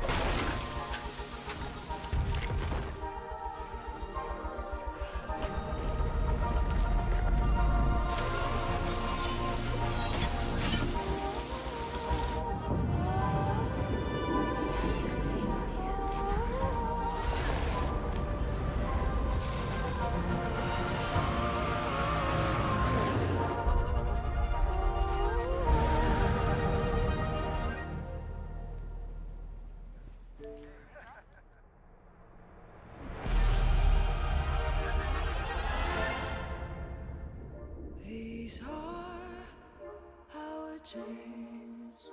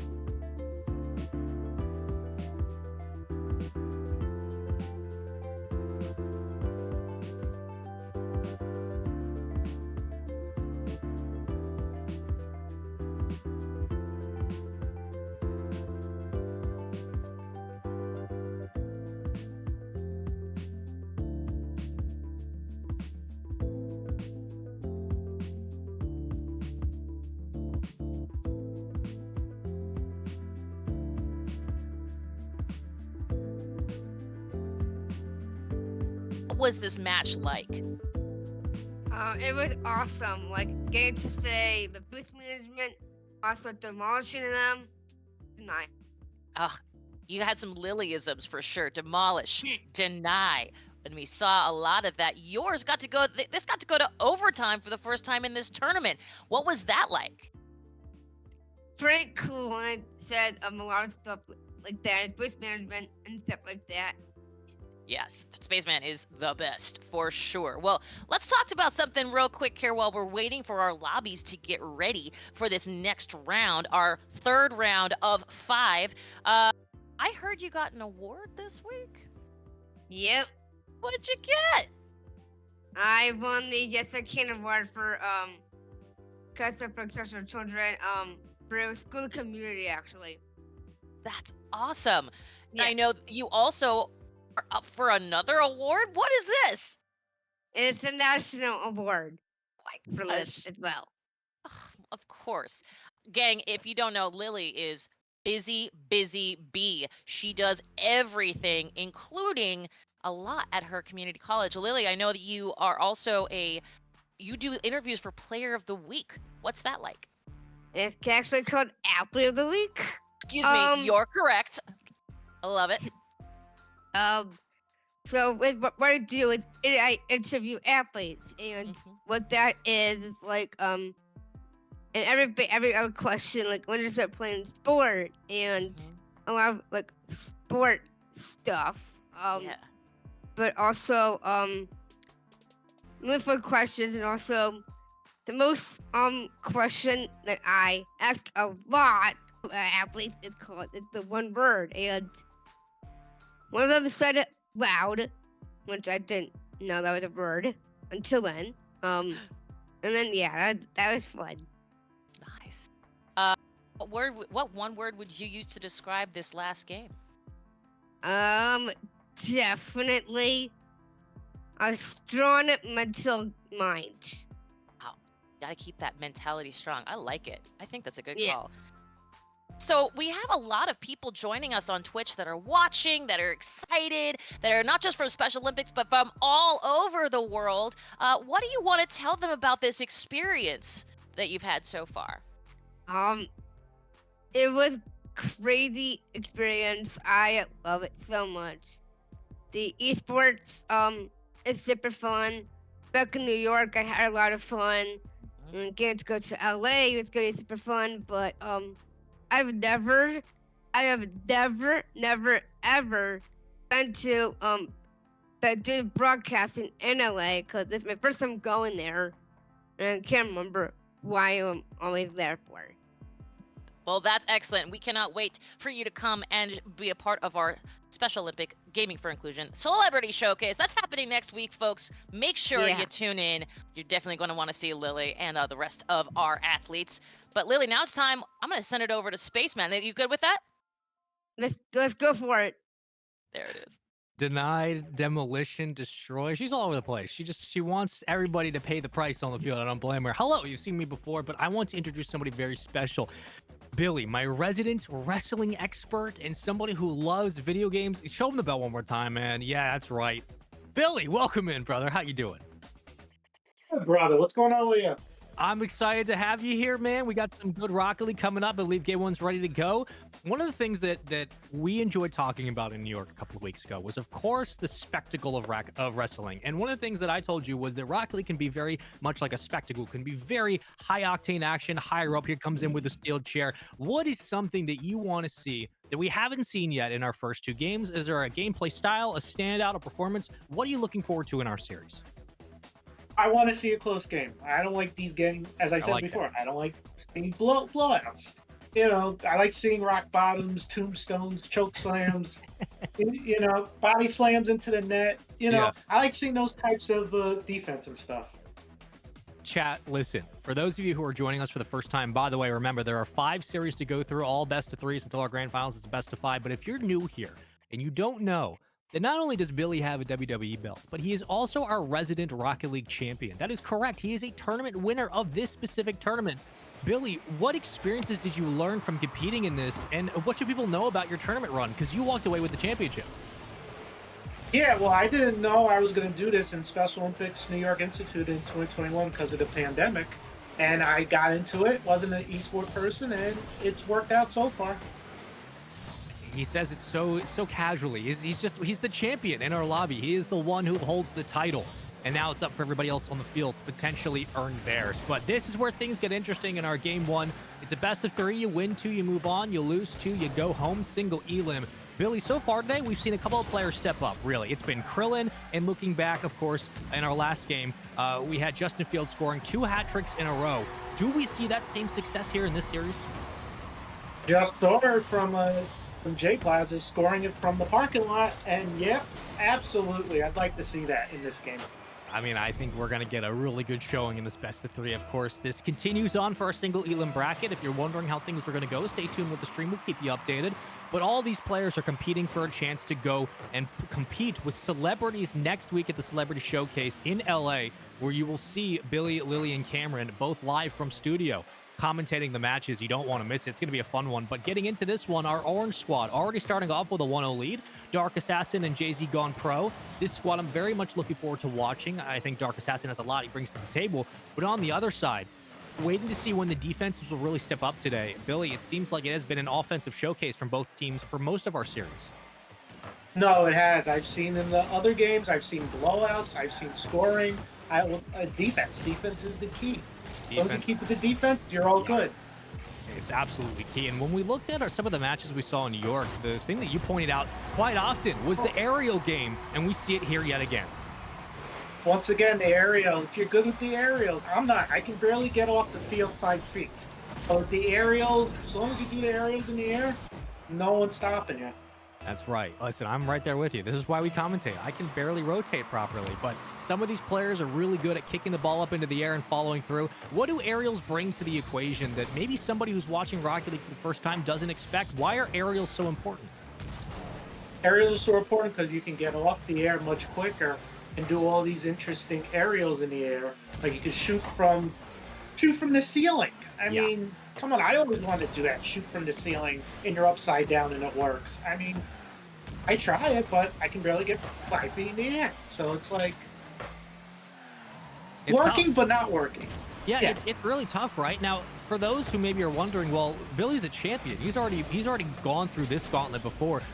If you remember back to when you were competing, what is something that stood out to you? Was it maybe the teammates you had? Was it the way you guys play the game? How did you approach that tournament, and how did you walk away with the championship? Well, we walked away with championship because we practice. Practice is key. Practice is key, and he would score. And once again, score from the blue team, and they're up 2-1. Defense is key. As long as you practice and you pass to your teammate, that's the key. We just saw that there, right? Passing through the corner, athlete was able to move up and meet the challenge on the ball, right place, right time. Sometimes you get lucky in Rocket League, but the game goes by very quickly. And Billy, we've already burned about 2 minutes off the clock. Not a lot of time left to work with, but a 2-1 game and a much closer affair than what we've had in the past couple of series.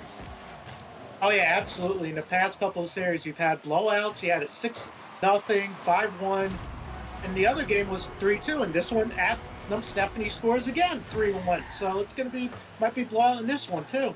This is just great patience as well. Stephanie was waiting, gives it to her teammate, and recognizes, hey, if everything goes wrong, if the ball jumps out of the play, if the play breaks down and I need to be at midfield to pick up possession, I can absolutely do it. And here we go with a much more standard kickoff than what you normally see. But so far, it's been really good pressure from the blue team. Yeah, no, it has. Uh-oh, technical difficulties. Oh no, I'm here. So, but yeah, no. Defense is the key. As long as you do good with the defense, you're perfect. I like that. If you have good defense, things tend to work out. We tell that to a lot of our professional players sometimes, right? Because we have a lot of young pros who really like to get stylish. They like to go for these crazy aerials. They want to do so much on the field. And sometimes, Billy, it just takes a simpler approach, right? Play really good defense, trust your teammates, have that cohesion as a squad. And if you do, you're going to have a really good time on the field. But with not a lot of time left in this game one, there still is pressure on the Orange team to make something happen. It feels like they have been stuck on their own side of the field for far too long. Yeah, they're trying to move the ball up, but they can't move the ball up. I mean, at least the first team that usually scores 20% of the time will win. But the blue team's scoring like crazy. The orange team They got to put more defense on blue, and maybe they'll win this. But they got to come back from a 3-1 deficit. I really like that idea, right? Putting defense towards midfield really helps, making sure you take the ball away. I think that's a great way to kind of break down how this game has gone because, unfortunately, with 60 seconds to play, if you're on the orange squad, you need to start making something happen. That's a great touch. Is your teammate there to help out? Yes, off the post. Ricochets out. It was so close, Billy. Oh my God, he almost got body slammed in the net. That was a close one. Maybe you have another chance here. An opportunity for the orange team to escape back to midfield. Taken away. Fleet through the corner, looking for the teammate, but they collapse, and that defense helps them stay alive in this game. Yeah, no, 30 more seconds, and Blue can hold it for game one. Defense is the key. I mean, we've seen good scoring, but defense is the key in Rocket League. If you have 2-on-2 or 3-on-3, keep one guy in the net, keep one guy in midfield, and keep one guy that wants to score for 3-on-3. For 2v2, keep one guy in the net and just have someone keep scoring. Yeah, it's a tough one, right? You had so many opportunities. It looked like maybe a chance downfield. The orange team was so close to scoring yet again, but as time dwindles away, so does game one. And with that, our blue squad of Stephanie and I'm Athlete going absolutely crazy, taking it 3-1. Yeah, that was a good one from Stephanie. She kept scoring. She was on the offensive all the time, and she just kept scoring. She had a hat trick. Athlete went nuts. 3 goals, 6 shots. And sometimes when we get a look at the stat card after games, Billy, we can see obviously how the plays break down, what was registered for the stats, but there is always one that stands out, and that's the shots for me. We had 6 shots there from Athlete with 3 goals. For me, like if you're a defense and you're getting shot after shot after shot, it's tough to sit there and talk to your teammate and be like, we're okay, we can get out of this. We're going to find a way to score. It's got to be really difficult, Billy, to be in that position where defensively you have to weather so many different looks, so many different shots. What does that do to a defense when they don't have an opportunity to get out and escape with the ball? They're not going to win. They're That's not right. going to win. Defense is key. If you do good with the defense, and as long as you keep the ball in the other end, you do good. That's right. Look, pace of play is a whole big thing. We talk about momentum all the time, making sure you have the right cadence with your teammates, making sure your teammates are on the same page. Sharing information is so crucial. One of the things that all of our commentators have hit on today has been teamwork and being concise, making sure that all of your teammates are on the same page. And with that today, Billy, this is another situation where one team looks like they have the right chemistry going. They have the right things in the pot to make something delicious. And right now, they are one game away from sweeping their way through another bracket or through another round, excuse me. So far, Billy, this tournament's just been 2-0, 2-0, 2-0. Are we going to see another sweep here? Probably. I mean, I might as well go to the convenience store and get a Powerball ticket. Ooh. I mean, it could be that lucky. I mean, anything's possible, but it's been like that. Billy, listen, I'm gonna tell you one thing. If you get a Powerball ticket, you gotta ask Lily what the number should be because she apparently just knows what's going on. So you gotta get, if you win it too, I want to see some more wrestling memorabilia up on the walls behind you. Oh God, I'll just ask my dad who's in the other room. He'll get me plenty more.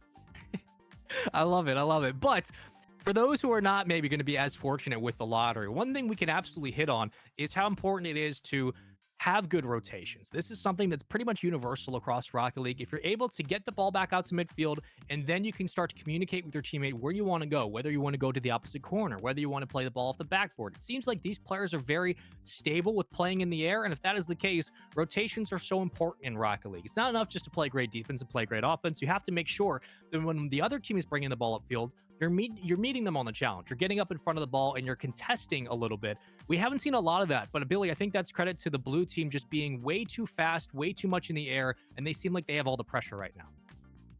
Yeah, nah. Definitely. I totally agree with you, Sean. Totally agree. Well, I've asked a couple of co-casters this so far today, Billy. I'm going to ask you one more thing, and that is, what do you need to see from our team in orange? From Dark Assassin and JZ Gone Pro, they had opportunities in that last game. They had a lot of chances where it looked like they might score. We didn't see them do it. What do you want to see them do, changing it up going into this next game?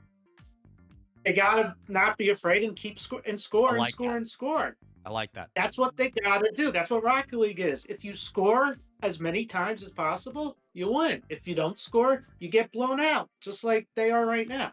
I like what you said right there. Don't be afraid. I think that's something that kind of happens when you're playing in a tournament. You start to get a little bit nervous, right? You're like, okay, I don't want to mess up. I don't want to be the person that makes the mistake. Don't be afraid to make a play. Don't be afraid to make a challenge or to get creative, because you never know what could spell as a result of it. For you specifically, when you competed in this tournament a couple of years ago and you won the whole thing, did you ever feel nervous? And how were you able to kind of remedy that feeling and get your team back around for a championship? Well, I was nervous doing it. I was doing 4 other things at the same time. Sure. But no, I just practice. My teammate and I were on the same page, you know, and that's what we kept doing, and it worked out. I like that. You get on the same page, trust your teammates. Trust is pivotal in these types of tournaments. Don't be scared to make a play. And already off the start, we had one dangerous shot. Stephanie was not able to put it away, but she will try again on the next possession. But so far, it looks like they've taken your advice to heart, Billy, because the orange team has moved up and they look much more confident in this game, too. Yeah, much more confident, better than they were in the other game. They got to keep up with the ball in the opposite end. If they do that, they can score. If they don't, they're going to get blown out. You heard it here first from Billy. He's our resident expert. Of course, he's our Rocket League champion. As this tournament keeps moving on, both teams trying to fight through a gauntlet of a single elim bracket. That one dangerous, as it was pulled up from what Billy would say the parking lot, but they just weren't able to put it away. No, they weren't able to put it away, but you always have to put it away in Rocket League. That's right. If you don't, you can get defense is going to always take the ball away from you. Here's a carry. That's a nice one as well, but the defense stands up and makes a play on the goal line to keep this score at 0-0. Yeah, no, that was a good one. That was a good one. As I just said, Orange is keeping the ball, and they're doing what I told them to do. Don't be afraid. They heard you. Just like when Lily said we want to see another hat trick, and that came true. They absolutely heard you, Billy, in the comments. But hold on, there's a long distance shot. That's a shot from the parking lot. Oh my God. Right from the own side of the field, Dark Assassin says, you know what? If we can't get out with the ball, that's okay. We're just going to put up a shot from wherever we may find ourselves.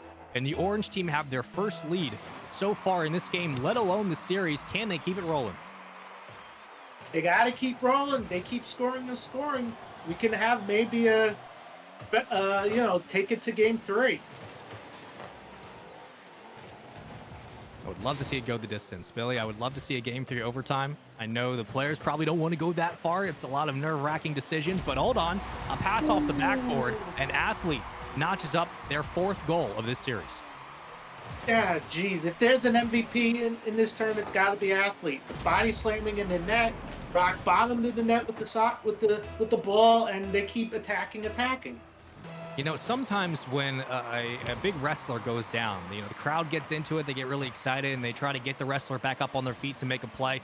You want to see them, be the underdog and come back and win it. What's that mentality like for a team that has their backs against the wall? Maybe they just got hit from the ceiling, they got pile drived, they're not ready for it. How do they respond? Once again. How do they do it, Bill?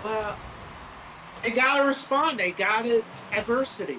They have to come back from a deficit. I mean, look at the 2019 Washington Nationals, which I'm a big fan.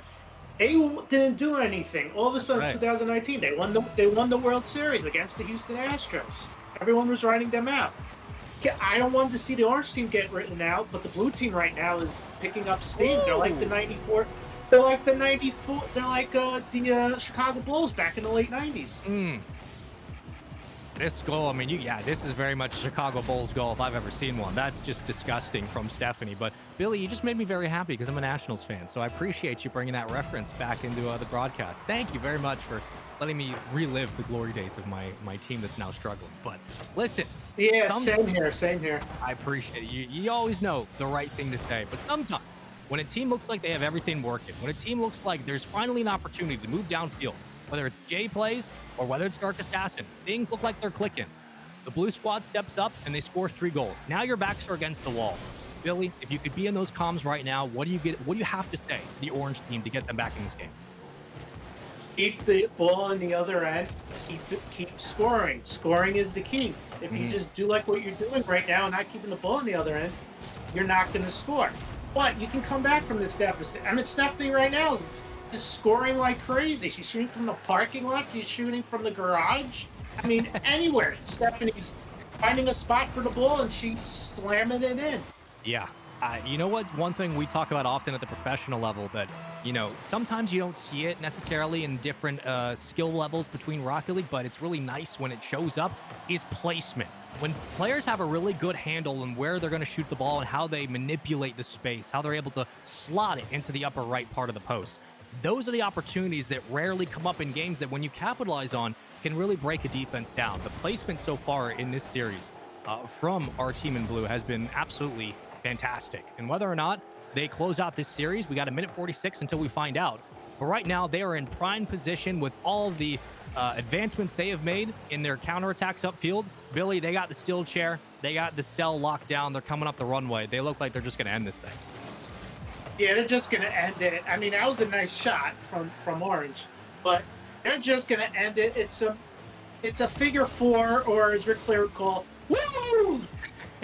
and a aim choke slam rock bottom. I mean, who's rock bombing right now? I mean, that was a nice shot and a nice Stone Cold Stunner from blue right now to Orange. We're starting to see some aerials now from the Orange team, and maybe it's just that difference that helps things get going, right? Trying to bring it towards the backboard, play with more space in the air, force the players on blue to make a challenge they're not ready for, but that is an awkward touch, and unfortunately, it rolls in for a 5-1 lead. 5-1 lead, yeah. Blue right now is taking it right now. I mean, they are having no mercy. Yes, I'm a Cobra Kai fan. No mercy right now to Orange right now. Well, Billy, you came in asking, look, we don't want to see a blowout. And we didn't really see one in game one. But, sometimes you get one, you take one a little bit wide on the post. The kickoff would have helped. But this is a 5-1 game. This is a blowout if I've ever seen one, Billy. Yeah, I've seen blowouts in New York. I've seen like a 7-1, 8-0 blowout. But yeah, here 5-1. Yeah, that's a blowout. We saw a 10-1 game, I believe, when we were in New York a couple weeks ago. I think it was like 10-1, 10-2. There was one player scored like 9 goals. It was quite an experience, quite a show. Now, when it comes to the tournament next week, where these players will qualify through the single elim bracket to play with celebrities in the showcase, Billy, I think there we won't see as many blowout games. We should get a little bit more maybe closely contested game 2s and 3s. But this is just a good showing for all players who are competing and trying to qualify to do what you did, because you're our resident champion. And they're moving their way through this bracket. Do you think that this team, this blue squad right now between Stephanie and I Am Athlete, have what it takes to go all the way? Yeah, most definitely. Stephanie's scoring, I Am Athlete scoring. They're both scoring, and they're both on the same page. If you're not on the same page, it's not going to work. Yeah.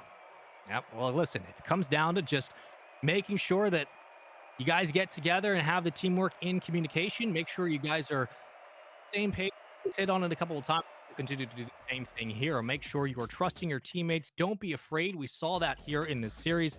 Do not be afraid to get physical, to get up with the ball, to make a play. Billy, I think this was the most aerials we've seen so far today. It really was a testament to the defenses from both teams, though, of course, the Orange team did lose. They played pretty good defense. Oh, they did. They played pretty good defense, but this is the first game I've saw aerials. The other games we've seen, Sean, I haven't seen anything. The aerials here were Blues doing stuff in the air, and as I said, I can barely get my car up 5 feet. They're doing aerials like it was crazy. I can't listen. If I get up to the backboard, Billy, and I'm able to touch the ball, we're good. I've done my job. I can do that. But what these players were able to do today was really just a distinction between skill levels. It feels like we saw one team that was very confident in midfield. They were taking a lot of challenges. They're passing the ball often. And the other team, while at times had opportunities, was more focused on playing a little bit of a slower play style. They were really trying to play defense heavy, and it looked like it was just a bit too much. Now, when you see, let's say, a wrestler who's way too experienced versus a wrestler who's maybe a little bit more defensive, they're not sure how they want to approach it. What does that difference do? What often do you see from that kind of matchup? Because it seems like here it played out kind of the way it should have. One team just kind of dominated the air, and the other team was just trying to play defense. Well, in wrestling, what I do is just go for the knees, chop the guy. And that's what that's what blue team was doing. They were chopping Orange like crazy. Yeah. I mean, aerials, and I've never seen as much aerials as I've seen from the blue team right here. I think the equivalent of chopping the knees in Rocket League would be like maybe getting some demos, right? Getting really bumpy, getting physical with the other team. We saw that a couple of times, but Billy hit on it throughout this series, talking about defense, how important it is to keep a squad involved. We saw it here, but Stephanie and Athlete were just way too strong. The aerials from the backboard, from the midfield, working through the corner, the passes, Billy. We saw a couple of passes that really stood out in this series, and I think that's what spelled success for this squad. Yeah, yeah, most definitely. I totally agree with you. Well, there's only one way to really figure out how it went down. Of course, we're going to rewind the action. Let's go to a replay. We got Kate standing by, and there were a lot of aerials, Kate. This was a bit of a shocker. Definitely was, and that trapeze act is going to be fun to talk about with our co-caster Lily. Hello, Lily. Welcome back, my friend. Well, let's talk about it. We're going to see some gameplay here in a hot second, but game number one, I believe that first score, that first number one, Lily, coming out swinging is such an important part of this game. Do you agree? I did agree because Jay Plaza scored. Because the blue team was doing really well. Like Steph was doing really well, and so is Athlete. They had some really great goals. Athlete came back strong, so it's Stephanie, and both of them came back really great, strong right there. 100%. We're seeing Stephanie do what Stephanie does, which is put numbers on the board. Lily, I gotta ask, we have seen, Stephanie's just one of them, some standout performances. We saw Krill, we saw Justin, now Stephanie. Who would you want on your Rocket League team? Who is your MVP so far? I think it's gotta be Justin Fields. Oh, I know. Okay, I got you. Yeah. Yeah. Why is that? Because he scored a lot of hat tricks, I believe. He did. In the first 2 games. He had a lot of hats. A lot of hats that guy did right there. I can agree. Hey, Spaceman, as we talk about the blowout, we had some blowout in these early games. But, semifinals is coming up next, and finals is, of course, last. Yeah. What are we expecting here? Because we're going to see some of these blowout performances up against each other. Yeah, I think maybe we'll just naturally through attrition, it's going to be a little bit closer, right? Players are still warming up. We're still getting a little bit more confident. Something Billy said, it's like, don't be afraid to make a play, to do something. But really, this was, I feel like, an outlier of a game. The speed of play was very different between the two teams. However, the natural part of a bracket when it whittles down is that we get the players who are better and better and better, and then things get closer. So I think going into this next couple of series, the semifinals and grand finals, we're going to get maybe some overtimes. I think we're going to go the distance. We're finally going to get a game 3. I want to see it all day. We've got nothing but sweeps. We're going to get a lot of close games, and I think that we're going to start to see more aerials. It won't be as ground heavy as it's been so far today. Good to know. Okay, well, you know what? Lily will be back here in just a few moments. Score Spaceman as well. You are watching the Special Olympics Gaming for Inclusion Esports Tournament. We'll be right back. Shoutcasting, I believe, is going phenomenal. They need to get their thumbs moving, I think. An event like this inspires me to be more of a leader in Special Olympics. It's amazing, and I love the experience.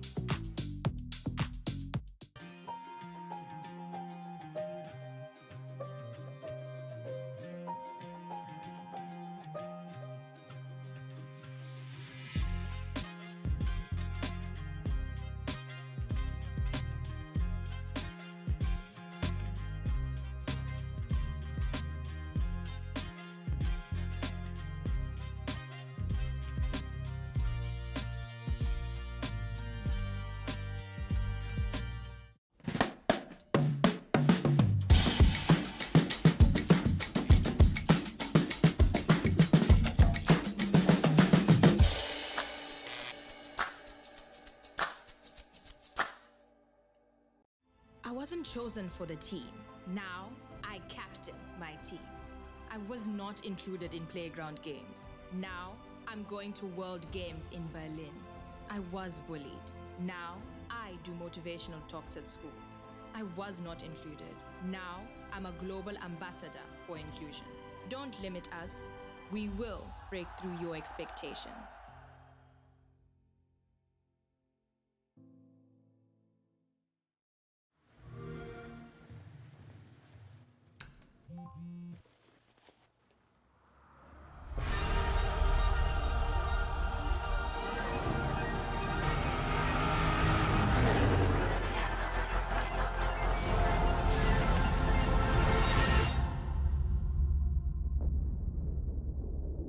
These are our dreams.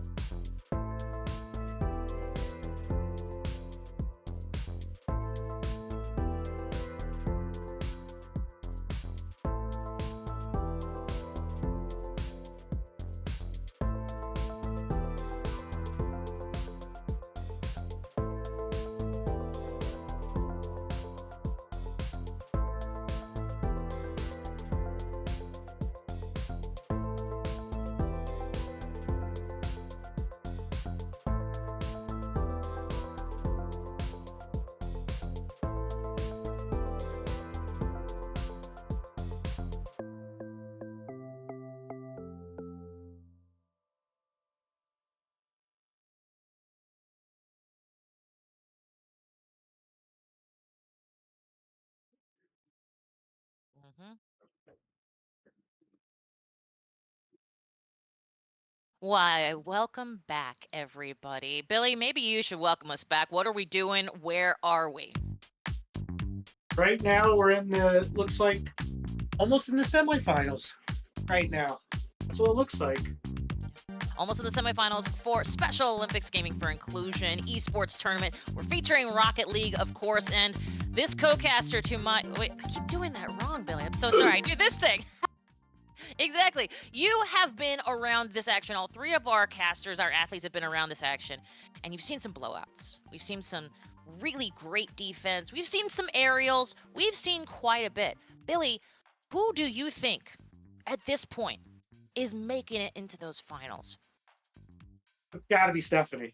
I mean, Stephanie and her, and Stephanie. It's got to be Stephanie, and I know Stephanie because she plays with one of my other co-casters, Cameron and Lily, in their thing from Illinois. So Stephanie is very good when it comes to aerials, when it comes to scoring. You know, as I said, Cobra Kai is my favorite. No mercy. She's showing no mercy. So no, she is not, for sure. And she definitely made sure her team showed no mercy in that last game. Would you say it's safe to say that that was who, if you could play with any of our athletes, any of our athletes that we've seen on the pitch today, would it be Stephanie? Who would be your partner? Gotta be Stephanie. I mean, she knows what she's doing. She's doing aerials, and as I told Spaceman, I can barely get the car off 5 feet. She's doing aerials that are crazy. She's shooting it from the ceiling. I can barely do that.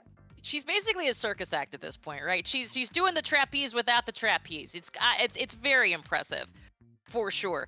So we've got a lot of people joining us on Twitch right now. So say hello in the chat. What do you want them to know about today's tournament and Special Olympics in general?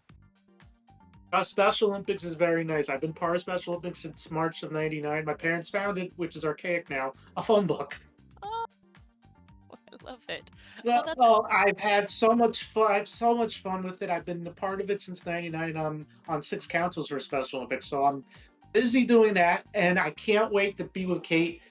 Besides being virtually today, next week in her neck of the woods, it's sunny SoCal. Because right now the weather here in New York is chilly and cold. Yeah, it's probably the polar opposite of what you will experience here in the Southern California region. Although I've been told that it's going to be raining at some point, which I did not know myself. So that's fine. That's gonna be great. I looked it up on weather.com and it said rain, but it's fine. I mean, You know what? we had rain. We had rain back in September. We have rain now. I mean, at least it's better. As my parents say, it's better than snow. So That's spoken like a true New Yorker, for sure. Let's talk back about our gameplay here. I feel like you've been a champion. You've now been in the casting realm. I feel like coaching could be next for you. What would you tell our next, if you had to coach one team coming up in the finals? You've seen a lot of their competition. You've seen a lot of what they had to. What would you tell that one team to do to pull it out and make it to that celebrity showcase in LA next week? scoring, gotta score. Scoring is the best, and defense. As long as you keep the ball on the other end, you're fine.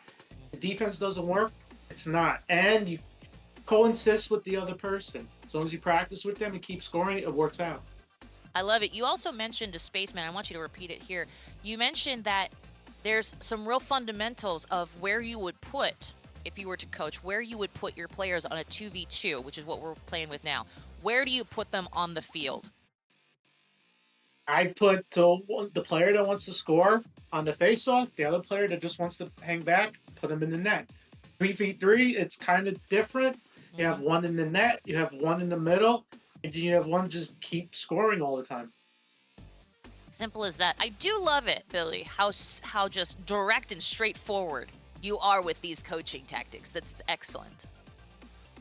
Thank you. I've studied as much as I could with the notes here that I got and whatever I've seen on YouTube and stuff. Awesome. Well, and, you know, Spaceman talked to you about it, but when we were in New York, you and I talked about hype. We talked about being a host and how you can, as a host, you bring in the caster hype and you keep it going. That's something that I'm guessing you also probably helped to learn by watching WWE. Oh, of course, I am a huge wrestling fan. No matter if it's WWE or any other organization, I'm a big fan of WWE. I can't wait to be with Xavier Woods. And I can't wait. I usually see his gaming streams that he plays with other superstars. I can't wait to see what he does in Rocket League. I don't know if it's his forte or not, but can't wait to see.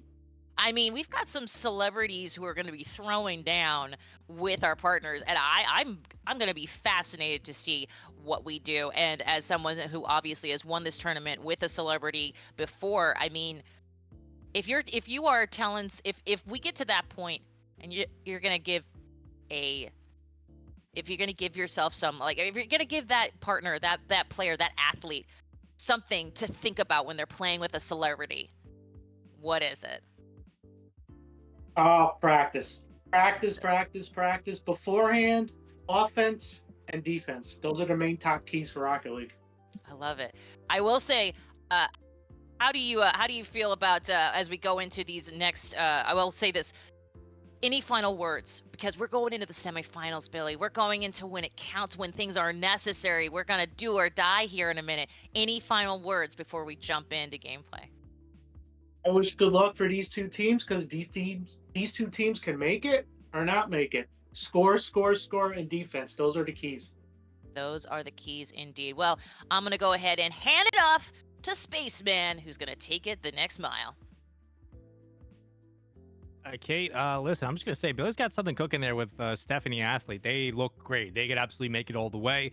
I hope that the rain holds off until we get there next week. But hello, welcome back to Gaming for Inclusion 2023. It's me, but it's also Cameron back on the stream. Can we get some round of applause in the chat? Cameron, welcome back in, buddy. How you feeling? Dude, I'm feeling pretty good. Dude, we got a semifinals coming up. We wanted you on the big game. We said, let's get Cameron in here. Now listen, this semifinal is a lot of pressure, brother. This is the moment you make a break. This is where diamonds are made, and we still know that there's still one more round to go at the grand finals. Cameron, talk to me. Like, what are the most important things to know for teams going into the semifinals? This is where you figure out what you're made of. What do you want to see from this series? Well, I want to see maybe the first demo of the tournament. Yeah, we haven't seen one Because yet. I don't believe we've seen one yet. I want to see one. That's what I'm hoping for. Maybe a couple. But like you said, this is where you turn yourself into stars. You want to make sure you're on point and you're getting those shots in, right? Or getting the shots on goal. And you want to make sure you get at least a couple in, because if somebody starts running away with the game, I mean, it's really hard to come back with that. Just like Stephanie and Athlete did in the last match. They started running away with it in game 2, and there's just no coming back from that. So I want to see some scoring, I want to see some demolitions, and I want to see some epic saves. The last time you were here, man, we had ourselves a sweep. It was in round 1 to start off the broadcast. It was Twisted Dragon and Krillin. Krillin, who kind of stepped up in both games, really took over. I don't know if we will be seeing similar results into this series. I don't know if we're going to get one player that kind of has an MVP-like performance, but one thing we've hit on all day is something Billy said, which was don't be afraid. Something you hit on, which was like teamwork and being cohesive. Are we going to start to see teams break down in the semifinals, or do you think we're going to see more team orchestrated gameplay, more passes, more aerials off the backboard, more demos, more physicality? Like, what are you expecting to see in this series as we're almost ready to go?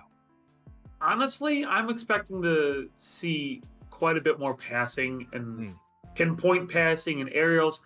I'm not sure who's playing quite yet, but if it's Stephanie and her teammate, there's going to be a lot of pinpoint passing, pinpoint goals, maybe a couple flip resets by Stephanie, because I know she's been working on that because she's one of my teammates from Illinois.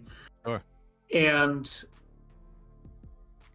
I think that we might see possibly somebody might make one slip-up mistake, and it's going to be a snowball effect from there. You know, it's interesting you say that, because when we talk about what teams bring to the table, what players are able to do with their aerials, how they can make a lot of different offensive looks happen, you say like somebody might slip up and they might make a mistake and then things might fall and crumble from there. Is this kind of situation, is this environment in the semifinals reliant upon being mistake-free when you play Rocket League? Or do you think there's going to be some opportunities for teams to be a little bit creative, maybe take some risks, maybe it doesn't go their way, and they still are able to stay involved? I think there's going to be an opportunity here for both teams to maybe make some mistakes, but we should be okay. Do you think it's going to have to be a little bit more clean across the board for our squads? Oh, absolutely. On both accounts, absolutely. there is no room for error in this stage of the tournament. If you want to get to the finals, you got to make sure you are 100% locked in. Yeah. At the same time, you got to take risks. So if you don't take that risk, if you don't go for the ball at some point, we are at least 85% sure you can get that ball in the goal, you got to take it. Because it's win or go home at this point, and if you don't win, you're out of the tournament, and you don't get to go to the finals, and then potentially go to the Celebrity Showcase next week.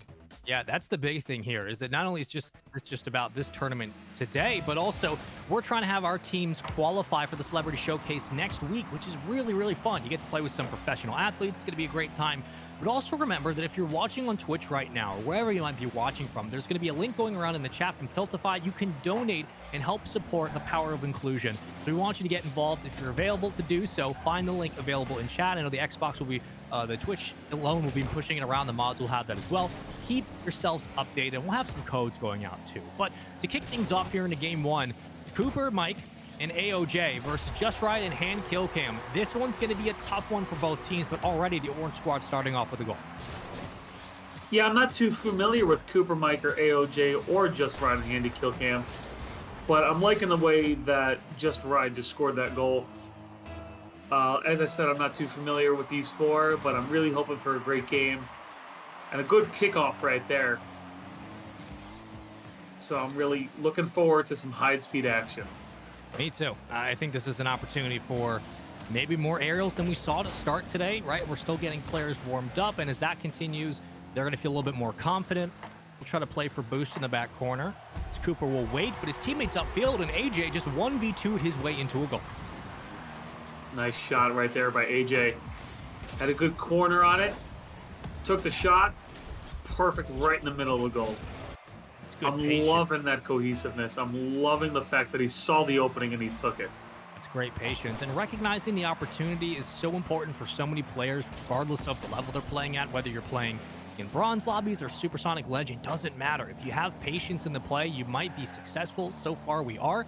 We have ourselves a tie game. Cameron, this is different, right? We didn't have a lot of like really close-knit games to start. It was often a 2-1 lead or a 2-0 lead that rallied into a blowout. It seems that so far in the semifinals, it's proving to be a very highly contested affair. Yes, sir, it sure is. And there's a lot of flying around going on, too. There's not a bunch of aerial tricks, per se, but there's a lot of in-air shots and passes and whatnot. A lot of boost being used. I'm liking how the blue team is being aggressive, but also still having somebody at least at the midpoint on defense, making sure there's somebody near the goal area to just compensate for the charge ahead. As we see AJ take the ball past midfield, and nobody's on defense for blue. Just Right has a clear net to the side. Almost had it in off the wall. Make a good call there. Nobody was on defense. They were so far pushed upfield. They were worried about trying to hold on to possession that sometimes when the ball gets poked free and you're not expecting the possession to change hands, you can get caught out of position, and then it's just a breakaway, and you're hoping the other team doesn't score. Luckily for the boys in blue, the other team didn't score. We're still tied 1-1. We've burned about 2 minutes of gameplay here, 2:40 to play with, still up 1-1. And will things change? That's the question, but it really has been the AJ show to start through the corner with boost, putting on opportune shots. It really has been a nice showing from this blue team. But on the other side, the defense has been able to keep them involved as Just Right and Kill Cam will do their best to get back out to midfield. Yes, sir. I will say Cooper Mike has missed a couple of loose balls there, but AJ's been right there to pick them up, so that's good team cohesiveness. And as we see a mid-air stop by Just Right, this guy's got some great tricks up his sleeve in the middle of the air. And I will say that the orange team has got some pretty solid defense after scoring the first goal and giving up the tying goal. Yeah. About just under 2 minutes to go, they've been really holding their own. They're trying to go for offense here. Nobody's back, Just Right trying to get back, and he just gets a tip to save a take the lead goal. I mean, that's great rotations all the way through. Uses all the boost to get back in front of the play. An opportunity there from the blue team to go up 2-1, but a nice job by Just Right to keep this one tied up. Another minute off the clock. The score has not changed. Through the corner. Cooper hunting for this ball. Still can't find a way to bring it back down, but we've seen a couple of aerials so far in this one, Cameron, but not as much as maybe we expected. Yes. So, as I said before, Stephanie, who is one of my teammates, she's elite in our Special Olympics Illinois esports group of aerials and freestyling and trick shots and whatnot. Yeah. These guys are doing really well in holding their own. For people like right there by Just Ride, that was a great mid-air shot. Hit it towards the net. I don't know if he got a shot on goal attempt there. As AJ scores, I don't think anybody was back on defense for that, Spaceman. Yeah, I think they just committed a little bit too much. They had the right mindset, Cameron. They had the right idea. We need to have numbers up. We need to make a play. We need to make sure we try to take the lead here. But unfortunately, it got poked free, and the other team was like, you know what? I see myself in open lane, Cameron. I'm just going to go score this real quick. And right now, your backs are against the wall. It's still game one, we know. But this is still your semifinals. There's a lot of pressure on the line. And can the orange team step up and score? That's the big question. Yeah, that's a definite, Spaceman. 30 seconds left. Sorry, 35 seconds left. And orange team really still has a good shot to get it in here. And it's blocked by AJ, but they're really trying their best. And they are giving it their all to try to keep the ball on that side of the field. As we've got Cooper Mike tending to the goal with an epic save there. Pushes it all the way past midfield. He's got an open net right now. Just misses the flip. The patience is there. But can they get downfield? Hold on. A chance. Cameron, I thought it was open, but they're going to have to keep this one up to make it happen. So did I. AJ just knocked the ball away.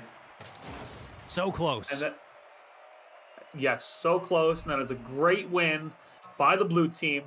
I think one of our, I don't know about the first, but one of the first very close games of the tournament.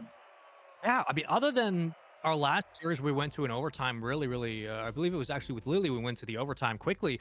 This was one of the first times where, Cameron, we were sitting here tied 1-1 for what seemed like 4 minutes of gameplay. We hadn't seen a lot of things change hands, and there were opportunities there from the corner for our boys in orange to get a little bit more creative, to try to push it towards the backboard, to get those aerials going. But yet again, AJ and Cooper Mike found a way to kind of sit patiently, trust each other when things got dicey. And what do we see? They took the ball away and moved downfield and scored. And they were just doing such a great job of rotating. That's kind of the fundamentals of Rocket League that we want to see more as the tournament goes on. And in the semifinals, I think it's actually coming true. We're seeing a little bit higher gameplay now. Oh, for sure. And I feel like them getting the ball downfield didn't really consist of dribbling the ball down the field, hitting it while driving it down.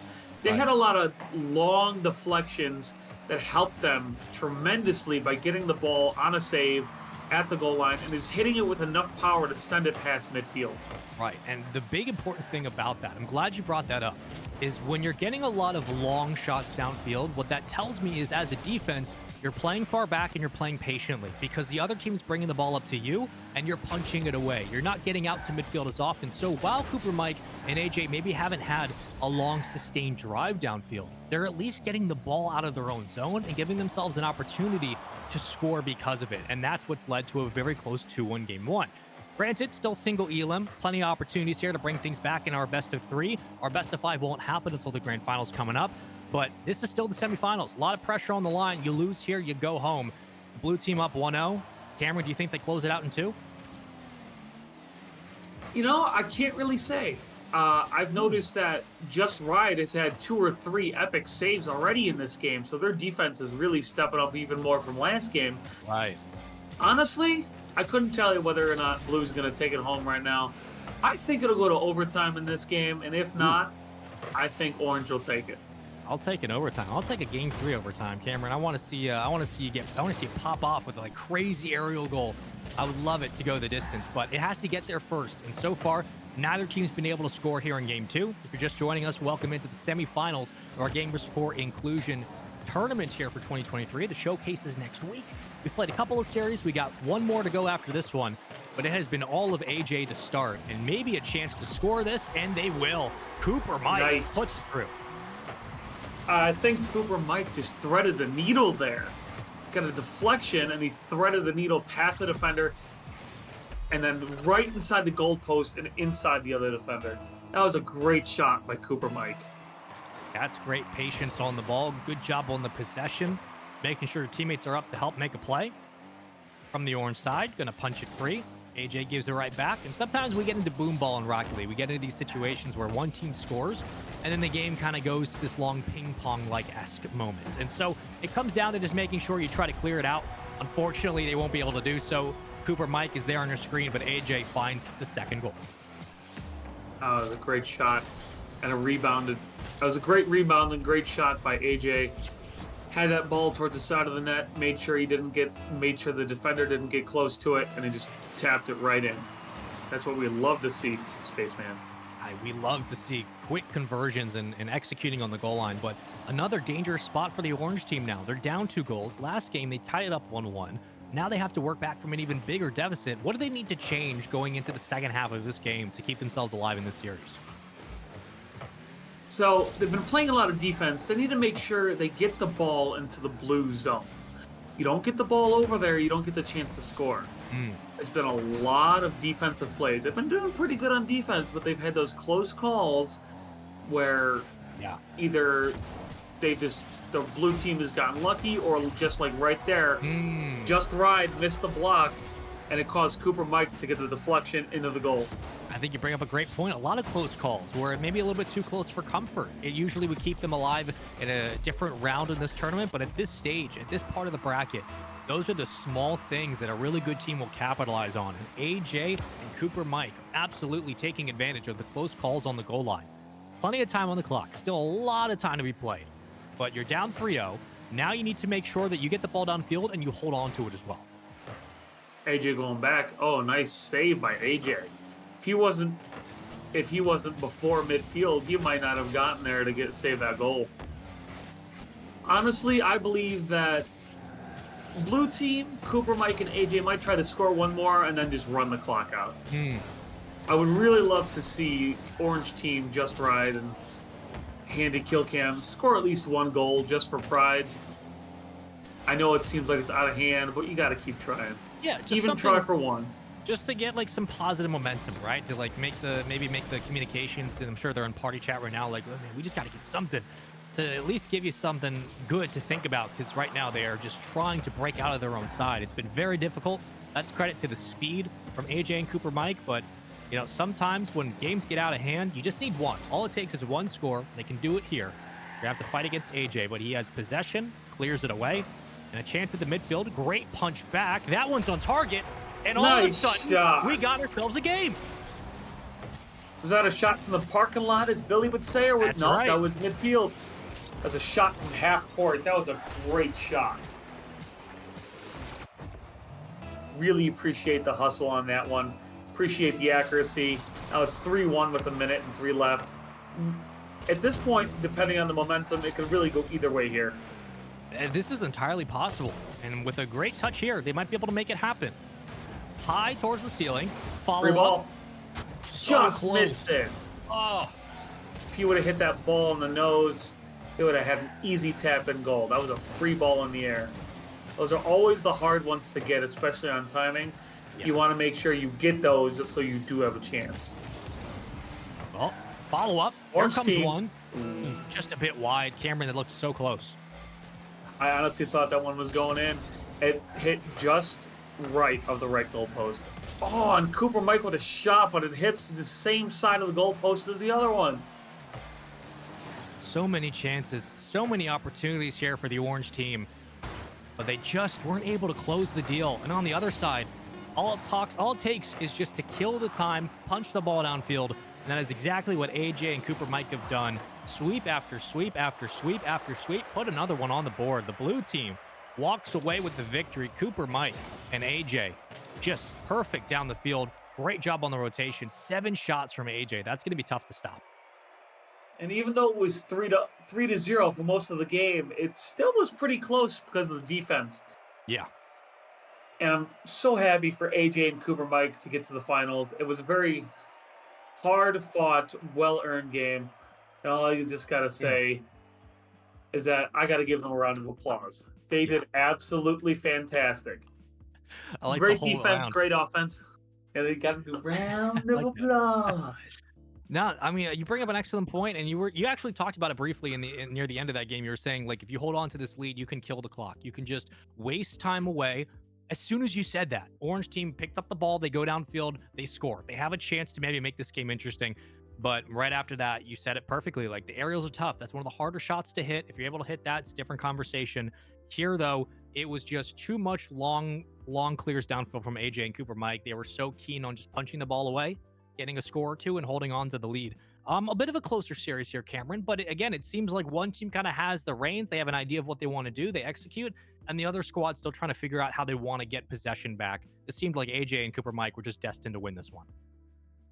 Yes, they really found a great amount of cohesiveness. Yeah. They stuck to the game plan. They said, okay, we're going to go in hot. We'll stick on defense a little bit, but we're going to get that ball into the opposing side. And they stuck to it. They made sure that they were true to what they had, what their play design was. Yeah. I think I like that. Like, they stuck to their code. They stuck to what they needed to do. They did it really well. And I believe when we jump into our replays, we will see exactly how they broke that one down, because it was a much closer series than what we saw. Kate, speaking of, I mean, this is what we wanted from the semifinals. We wanted to see these games get a bit closer moving into our grand finals matchup. We got that today. That was a closer series, though the team still swept. We'll ignore that. We'll get a better one in the grand finals. Yes, you are absolutely correct, and we're going to welcome back Billy, another one of our co-hosts here, co-casters. Game one, Billy. We talked a lot about it, the momentum. That was an early tie, which is something we haven't seen a lot. No, we haven't. It was good playing, and defense is the key. As I was telling Spaceman, defense, defense, and scoring. You score, you win. Well, and let me ask this question, because Cooper, 4, and AJ, I will say this is one of the first times when there really was a pretty good balance between those two players, right? There wasn't one outstanding player between them two, or one that was more of a wild card. Is that right, Billy? Yeah, no, that's right. And as I was telling Spaceman in the game, and I was telling you, Kate, you have one in the net, you have one that wants to keep attacking the zone all the time, and that's what happened for the blue team. Absolutely. And of course, these replays here are really showcasing the balance that we saw here, Spaceman, especially since, as you mentioned, we've had 4 matches, all with 2-game sweeps. Yeah, you just said a word that's really important: balance. Like, throughout the majority of today's matches, we've seen like teams focus really on offense, teams focus on defense, and their play styles mimic what they approach it with. However, in this matchup between both, regardless of the fact that it was a sweep, not only was it just closer than some of our series today, there was a balance for all 4 players, both on defensively and offensively. They were much more keen on the team-oriented gameplay. Like you said, it didn't seem like one player was really stepping up and maybe taking all the shots, making all the calls. There was a nice balance between both teams of offense, defense, and good counterattacks, which is nice to see at this stage in the tournament. But still, the sweeps have been all out today. I don't know if Lily cursed something and she's like, "Hey, we're gonna get sweeps, and I'm gonna make sure it's all good." She's got the numbers, but something's going on here because we got all sweeps. I don't know what the deal is. She's got the touch for sure. She's got all of it. She does. Billy, was that enough aerial for you in this last match, or could you see more? I'm going to see more. I mean, from the last match, I saw aerials. This could be more aerials. Okay, so we talked about it just now, about all of the sweeps and, the Lily effect. Billy, what are we then expecting from our finals? Do we expect to go to OT? Do we expect high scores? Do we expect low scores? Do we expect no scores? I mean, like more aerials? What are you looking at now? Now that now that we've got the finals coming up. Well, we've seen blowouts this whole entire tournament. I mean, we've seen 2-0 sweeps. This one, anything's possible. You could see either or. You can see a shutout. It takes it away to overtime. Anything's possible. Oh, Spaceman, an anything is possible type of idea going into a finals feels like the dream.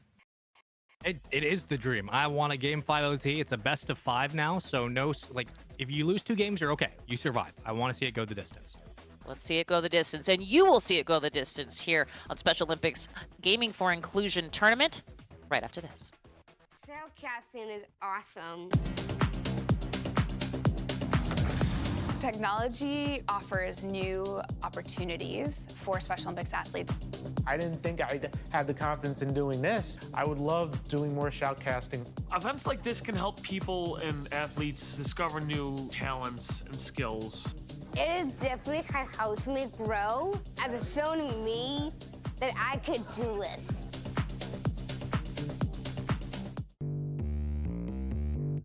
They said I'll never run. Now I run marathons. They said I'll never have a job. Today, I work with global leaders. They said I'll never speak. Now I give speeches to hundreds of people at a time. They said I would never walk. Now I can jump 6 meters. The skills of people with intellectual disabilities go way beyond sports. We will defy your expectation. Help us build a more inclusive world.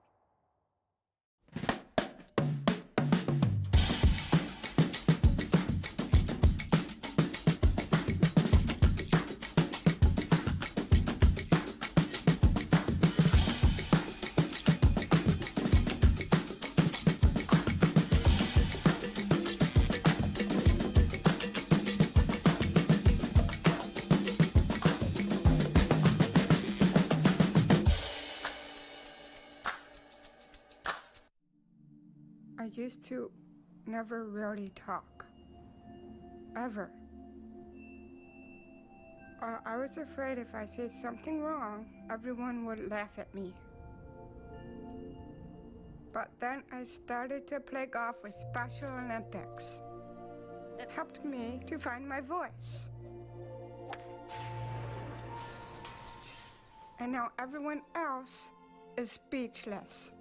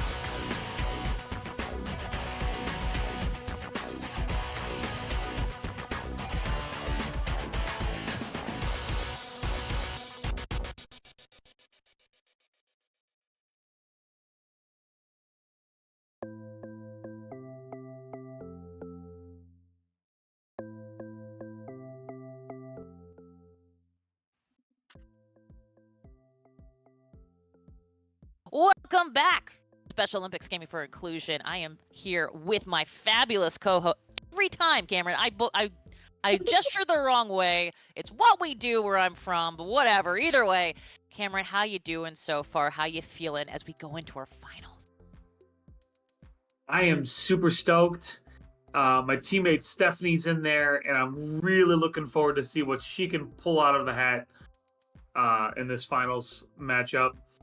I think, and I might be a little biased on this one, but I think Cooper Mike and I believe it was AJ. AJ have their hands full with both athlete and especially Stephanie, because Stephanie can really fool you on those aerial shots. Well, and I will say, it seems like aerials are her specialty. Oh, for sure. She likes to consider her one of the freestylists group in Rocket League. So I used to play her all the time in different tournaments for like state level stuff. Yeah. And it always stunk trying to play her because I'm like Billy. I can get my car a little higher than 5 feet off the ground, but I can't do none of those twisty and loop-de-loop things. Well, but she is practiced day in and day out, and she's been doing it. Believe it or not, she was like me when she first started, but she's been practicing so much, and she's gotten so much better at it. Well, and one of the things that we heard Billy say again and again, that he, as a former champion there, that he would counsel people, that he would coach people to do is practice, practice, practice, practice. Now, having seen some you've got some experience, of course, with Rocket League. You've also got a lot of experience with some of these players that we're seeing here potentially go on to the Celebrity Showcase. What would be your big coach moment? What would be your big, hey, here's a pro tip. If you want to make it all the way to the Celebrity Showcase, here's what you do. Be consistent. Ooh, good one. You need to make sure you're communicating the whole series, not just one game, not just 2 games. You need to communicate. You need to be on the same page at all times. You need to say, okay, I'm staying on defense. I'll meet you at midfield if you need me. I'm going for the goal. Stay back. It's all about communication. Like we say in my special rec team for softball or volleyball, communication is key. Talk it out. Talk. And if you don't do that, it could blow up in your face real quick. I'll tell you what, I wish more pro players took that advice. That's awesome. Love that for sure. Hey, let's talk about, we've got some great people in chat. Say hello to everybody there, Cameron, and tell us a What's little up, bit guys? Tell us a little bit about why you like, you participate in so many Special Olympics stuff and all of their community things, and you're definitely one of those leaders in the group. I'm curious why you're so excited about Special Olympics and about the esports division. So, I've always been a fan of Special Olympics. I've been doing it since I was about 7, 8, so about 20 some odd years. I'm 28 now. And it's always been a part of my life. Whether it be the 8 or 9 different sports that I've competed in. I've also joined in the past a special needs ice hockey team. Ooh. And I've had a lot of fun doing that in the past. And it's been a huge part of my life. And I'm so glad to be a part of it. And I'm so proud to be an athlete. And I'm so happy that we do inclusion things like this. You know what? We're excited and we're proud to have you join our ranks as caster, as host. But you know what? I'm going to throw it over to Spaceman because, Cameron, maybe you should throw it to Spaceman because we are here for the finals. What do you think? All right, Spaceman. You're on the call and you're with Lily. Take it away, my friend. Give it a good one. Cameron, you are far too nice, man. I appreciate you. It's great to have you here. Lily, it's wonderful to have you back. Chat, let's get some round of applause for Lily. Let's get some W's in the chat. Lily, welcome back in. This is our grand finals, Lily, and I just have to set the stage for you real quick. Stephanie and Athlete, 2 of the most high-octane players we have in the lobby, now in our grand finals versus AJ and Cooper. This is going to be a really big one. Lily, what are you expecting in this grand finals? I'm expecting for everyone to get out there, and also I want them to actually win. Like Stephanie right now had a great shot in there right now. And just got another one in right now. Lily, you got the magic Crazy. touch. Yeah, when we jump on games together, Lily, you always find players who want to score hat tricks. I don't know what's going on. We got to get you a lottery ticket because so far, Stephanie is just lighting it up. 2 goals to start. We're under a minute in. And in our game 1 of a best of 5, remember, this is our last match of the day. We've played 5 series, this being our 5th one, a best of 5, and it's single elims. You win 3 games, you win the whole thing, you qualify for next week. Yeah. Stephanie has been everywhere on the field. Yeah, this is obviously they're all doing good here. And it looks like the orange team is not doing really well right now for defense. Because the blue team is getting way stuck in the mental game right now, and I can see that right now. What do you think the mental game is like when players are playing in a championship game? As someone, Lily, who has interviewed players who have won big tournaments, you've interviewed so many different players. What is it like for their mental? What do players have to go through when they're playing with stakes like this? They have to play for all their mistakes. Even if they're sad, just do what they actually want to do. They have just have to learn from the mistakes of not scoring on your own team. That will be such a huge mistake there. Yeah. But it looks like it's going really well, and it's pretty great right now. I can see that right now. I like how you said that, right? Like, playing through the mistakes is so important because everybody makes mistakes. Even if you're playing in the biggest title game ever or you're playing in round 1 of a tournament, you're going to make a mistake, but playing through that is so important. And so far, we've seen a lot of our top teams here today do that. They shake off the mistakes, they get back into the game. And Lily, it certainly worked out. Yeah, it certainly worked out because they're doing that and showing what they're showing how it's actually going right now. Well, it's been a close game. I mean, even though it's a 2-0 score line, there have been a couple of chances for Cooper, Mike, and AJ to get some points on the board to at least make things interesting on the other side of the field. And so far, they've done it. The defense has stood tall when called upon. And right now, with a full tank of boost, Cooper's going to try to make a play. He'll keep the ball on the ground, waiting for his chance, and pushes it towards the net and finds a bump. Nope. Well, it's certainly working out for them because right now, they definitely are scoring. Right now, they're 2-0. So they're up by 2, and the orange team is down by 0. But they're trailing, the blue team leading them, so it's good. Yeah, this defense is great from the blue team. I mean, we didn't see it much when Stephanie and I Am Athlete played earlier. We didn't see them have to play too much defense because they were scoring everywhere. But right now, Lily, AJ just found one to make this game under 1. Well, they're only down by 1, but blue team is actually winning right now. So I'm thinking right after this second game, they might go to the champions. They will go to the special case. I think they have a really good shot to do it. I mean, they only need 2 games if they hold on to this lead, Lily. And as the tension gets a little bit crazier and as the stakes rise, it's going to be up to the defense from both teams to pull themselves out of bad situations. Because right now, there's an opportunity here to make this a 3-1 ball game, and we know that can cause a lot of stress for the people in orange. Yeah, it can cause a lot of stress because right now, there's 1 minute remaining in the game right now. So they just gotta get that focus right now. But they're doing good on this right now. They're doing a pretty good job. The defense is certainly there. Now, Lily, there's an opportunity here. Cooper, Mike, and AJ, they've shown that they can score at will, it seems like. But down 1 goal, do you want to see them get over-aggressive here? I want the blue team to get really aggressive because right now, the orange team defense is not doing really well. And I don't know what is going on with the orange team, but they really got to step up the game here. Yeah. Because I don't know what is actually going on with the other team right now. Maybe you see some demos. I know you were talking about it in our last series. You wanted to see some denials on defense, some demos in the physicality, but you got 8 seconds to go. It's going to be a very tough one. Still an opportunity. The ball, as long as it stays above the ground, will keep the game going. And a chance now for the orange team to keep it up. They do so. AJ, hold on. This one's dangerous. Off the backboard, and it will touch where nobody's around.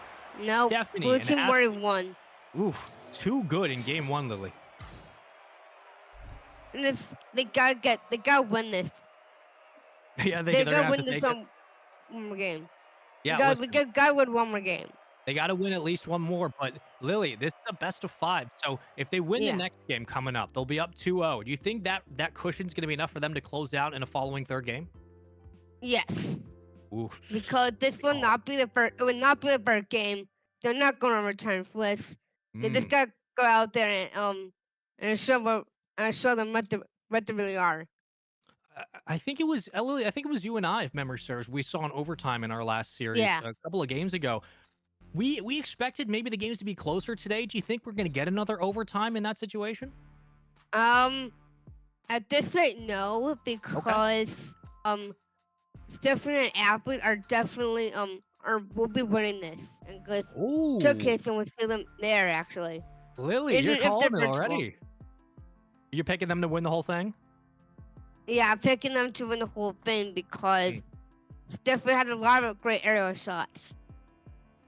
If you're new to this stream and you haven't heard what Lily's been preaching today, she's been right about everything so far. So if this streak continues, Lily, we're going to have a talk in LA because I'm going to have to figure out how you've been figuring out all these different stats and all how the teams are playing. Because right now, Yeah. we got game 2 on our screens. Lily, this is a big one. This Here is we a go. momentum game. If Athlete and Stephanie can take it, they're going to be up 2-0. That is all that they need to close out the I can championship. see it right now though. Nope. You can see it. I can't see it now because right now Hmm. they didn't score yet. Lily, if this comes true, we're going to get you all the lottery tickets in the world because you have been absolutely perfect on predictions so far today. But it has been really the aerial game that stood out in the latter half of this tournament. When Yeah. it's come down to Stephanie and I'm Athlete, the skills they have to keep the ball alive, to keep it up in the air off the backboard Yeah. is paramount. Oh, to look this. at that. That was perfect. Ooh, follow-up touch. A chance here, Lily. They might be able to score.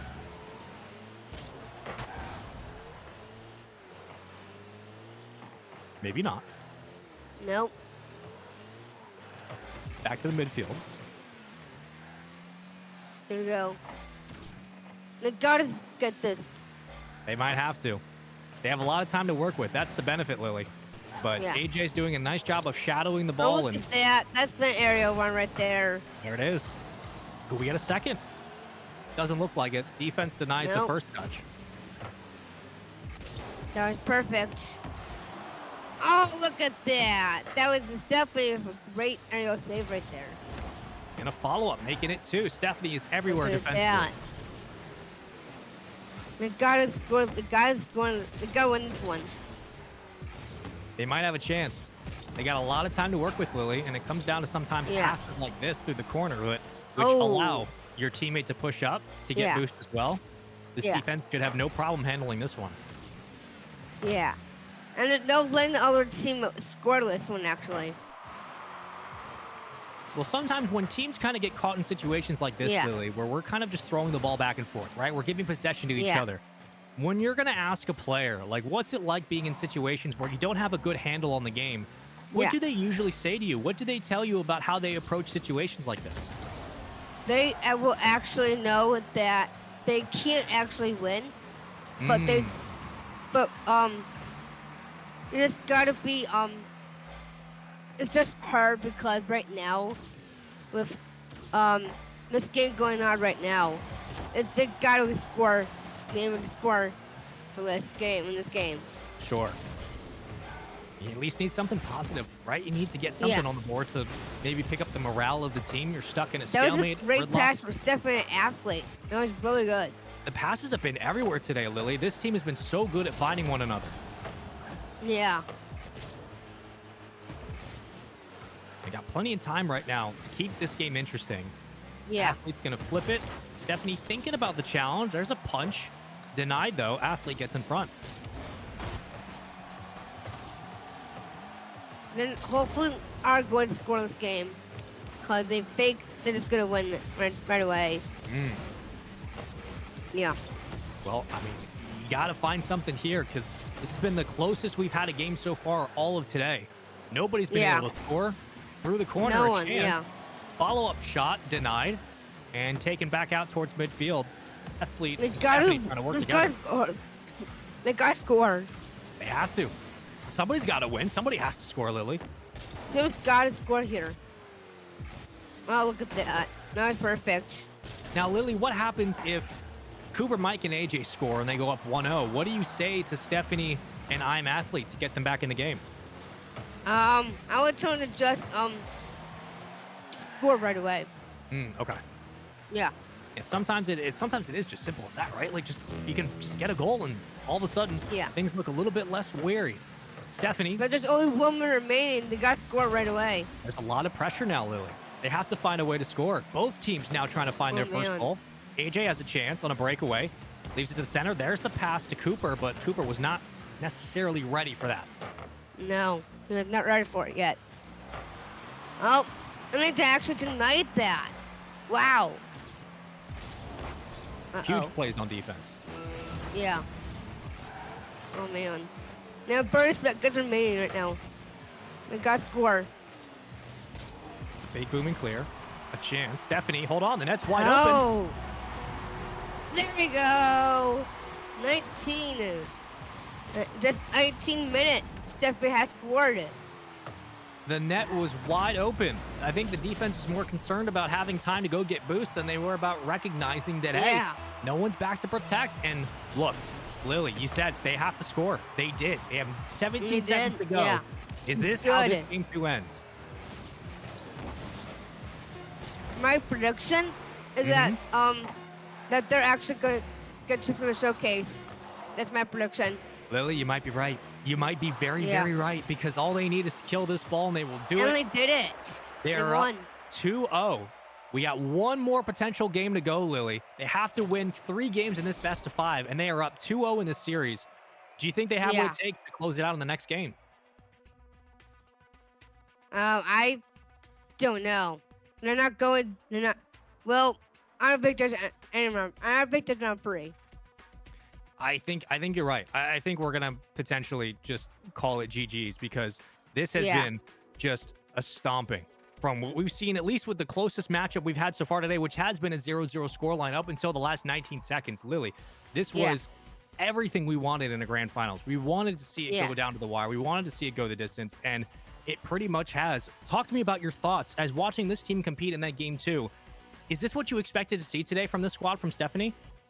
Yes, because she's got some really great aerial shots, and she just got a goal right in the last 19 seconds. Yeah, she did, and that was kind of what we were expecting. We were expecting this team to kind of pop off and find maybe their rhythm, their footing going into this series. But Lily, we have just one more potential game to go. There's still a bit of time to work with here, but for the orange team, this is a squad that got really, really close in game 2. They looked like they were so close to putting things together. The puzzle pieces were forming, but here comes Stephanie, an athlete, and they just flipped the table. What do you want to tell the orange squad? What do you want to tell these players, AJ and Cooper Mike, about what they need to do to be successful going into game 3? They gotta score right away. They're not really scoring right away because they're not getting their shots in. Because they gotta score, they gotta get into the goal.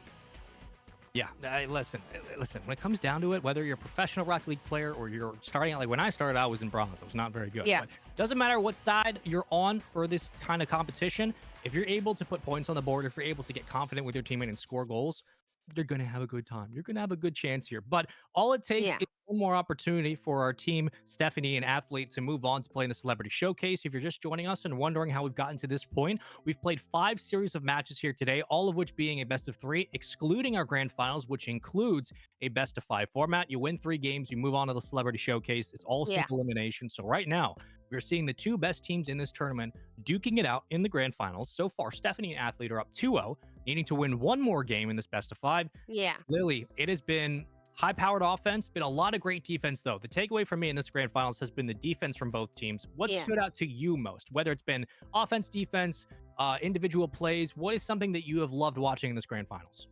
I loved watching them actually score the getting goals in, and it's pretty good because it's looking pretty good right now. It's looking very, very good. But listen, as far as we know, as far as things come down to the end, all it takes is another opportunity for a team to get points on Yeah. the board because it could really eventually be a best of 5 format where you go all the distance. You go to 5 games, you go to OT. Lily, I want to know your predictions coming up. Are we going to see an overtime potentially in this series? I don't know if there's. I don't know if there's going to be overtime though, because we only had one overtime and that was it. That's true. We only really got one today. I'm surprised it only went to one, Lily, but we had a 0-0 scoreline for the longest part of today. And of course, that was for about 4 minutes and some odd change. I'm not going to do the math. Caster math is very difficult. But to again, quickly recap, let's just talk about how today went before we throw it to our replays, because as I've been informed, surprise, actually, it's just a best of 3. So Lily was absolutely correct. She absolutely broke it down. She said, hey, not only are we going to get double back-to-back hat tricks, not only are we going to get ourselves into a position where we're going to see just both Stephanie and Athlete move into our celebrity showcase. She called it all throughout today. So let's take a quick recap and talk about how we got here. We started with 5 best of 5s. We moved through in all best of 3 format. We found ourselves in situations where teams had really great offense, teams had really great defense, but at the end of the day, it came down to an even balance of teamwork from both sides. And at the end, Stephanie and Athlete, as everyone's predicted, continue to move on and move forward, and it was absolutely fantastic. Lily, you called it. You're the Nostradamus of this stream, but Kate has the replays, and I want to talk to her, so let's do it. Lily's too good. She's too good at her job. I don't get it. I don't get it. Totally fair. Well, and I will also say, if I'm being completely honest, I thought it was best of 5s as well, Spaceman. So I'm sitting here going, Lily knew everything. Okay, she cool. Had it all I'm figured out. Taking my notes and no, Lily, like I said, She was Lily like, knows, it's over. No, it's done. Knows all. She knows all. Billy, as someone else who knows quite a bit and who certainly has been just in the action this whole day. Let's talk about what we just saw, and that seems like it was Stephanie domination. Oh yeah, it definitely was. Stephanie was dominating and everything like that. She was shooting stuff from the ceiling everywhere. Her aerials were on target today. I mean, as told Spaceman, you could barely get the car up 5 feet. She's doing everything like it's nothing. I mean, she's got the physics down. Spaceman, the physics are something that I struggle with as when I've played Rocket League, and certainly as a newer player to the scene. That seems like something that people would say a lot, except for my mother, of course, was very good at it the first time she played. I'm not sure how, but talk to me a little bit about the physics and how hard it can be to sort of like pick up this relatively simple game. Yeah, I mean, I think the beauty of Rocket League is it's an incredibly low floor to play, but a very high ceiling. It's an entirely physics-based game. It's not like you're going to be able to, kind of manipulate maybe certain aspects as much as other games. It's entirely dependent on both the ball and where it's moving, but also how important it is for control of your car using the boost on the ground. So if you're playing Rocket League for the first time, don't be intimidated. Like, there are some best players in the world who still have not mastered the game. It's very easy to jump into. You can just drive after the ball, keep it on the ground if you like, follow, track, do stuff like that.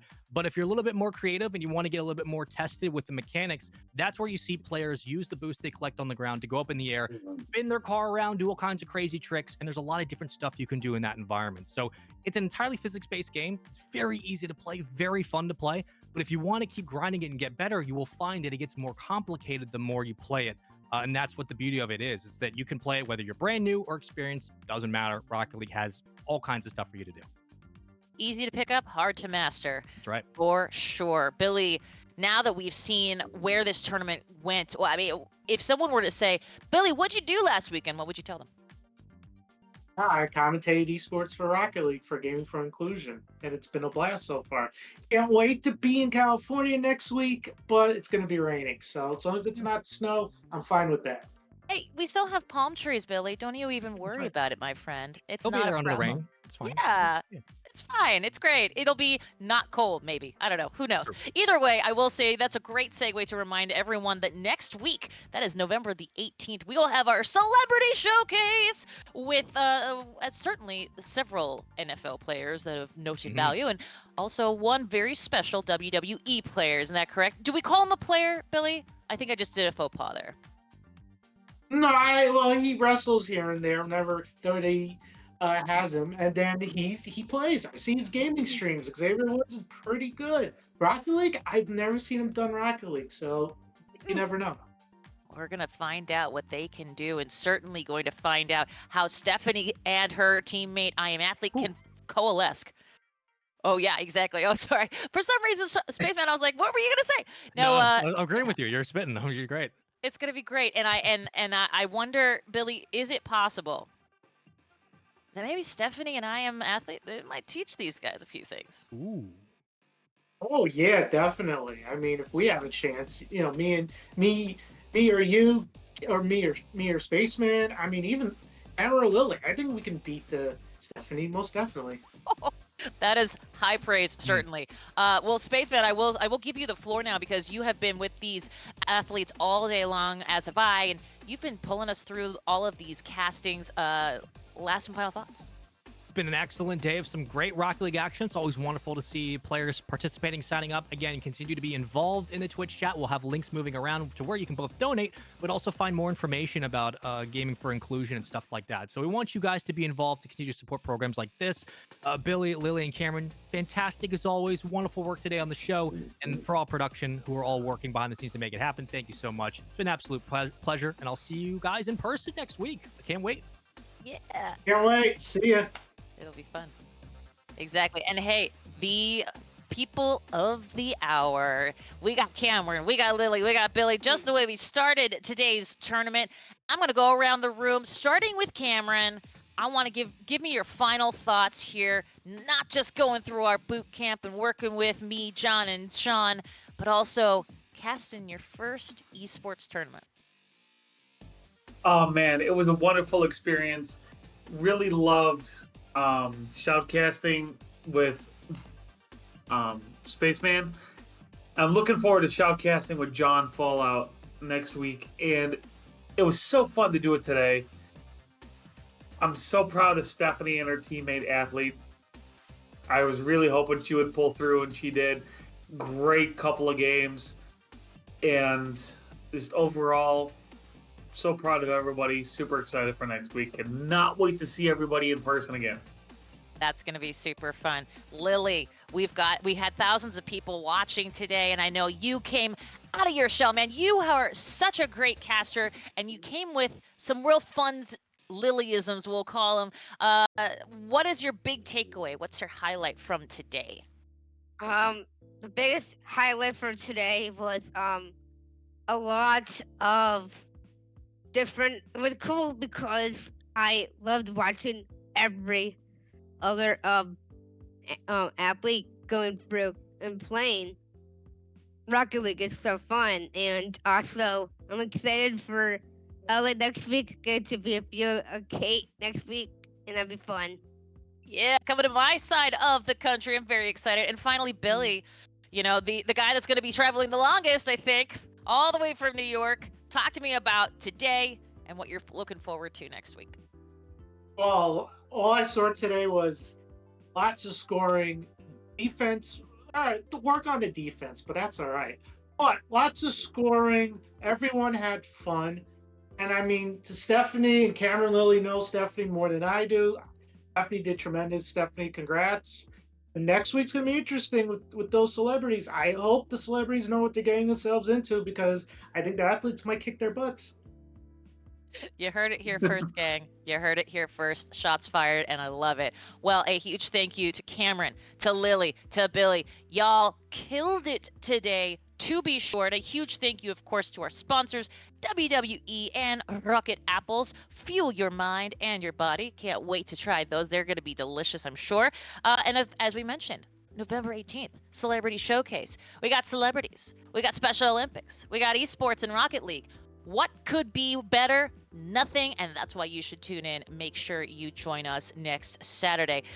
Well, for the cast, the crew, and all of you watching, thanks so much for joining us. This has been Special Olympics Gaming for Inclusion Esports Tournament, and until next time, we'll see you later.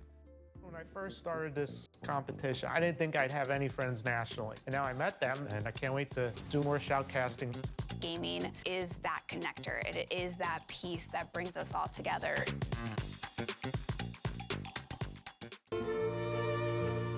I am Niobe, I'm 17 years old, and I am a lovable, true artist.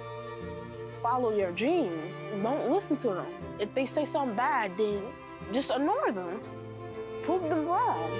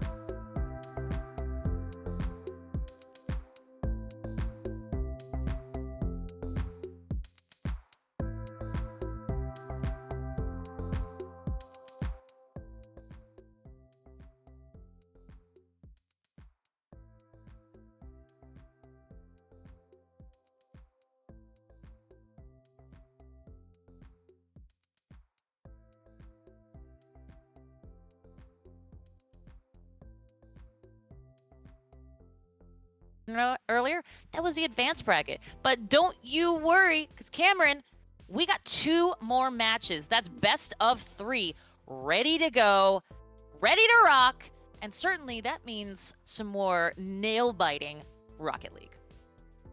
Oh, I'm so looking forward to it. I knew there was a second bracket going on later today, but I wasn't sure if we were going to air it on stream, so I am looking forward to some heart-pounding, rocket-fueled action.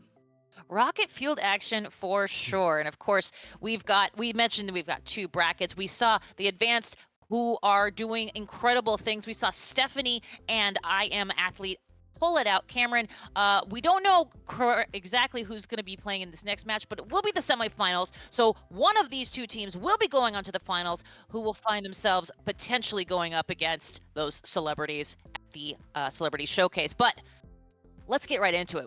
You don't want to let Cameron send us over to Spaceman. We don't want to delay anymore. Alrighty, Spaceman, take it away, my friend. You and Billy have got the call. Make it a good one. Cameron, you are so kind as always. Billy, welcome back. You guys thought we were done. It was one big ruse. We pulled it on you. You thought we were done. We're not. We got 2 more games to go. Billy, we're now looking at the beginner side of the bracket. So, Billy, you were correct. You talked to me today earlier about Stephanie. You said, look, she's got it in the bag. They're going to go all the way. They qualified. They absolutely did it. We'll see them next week in LA.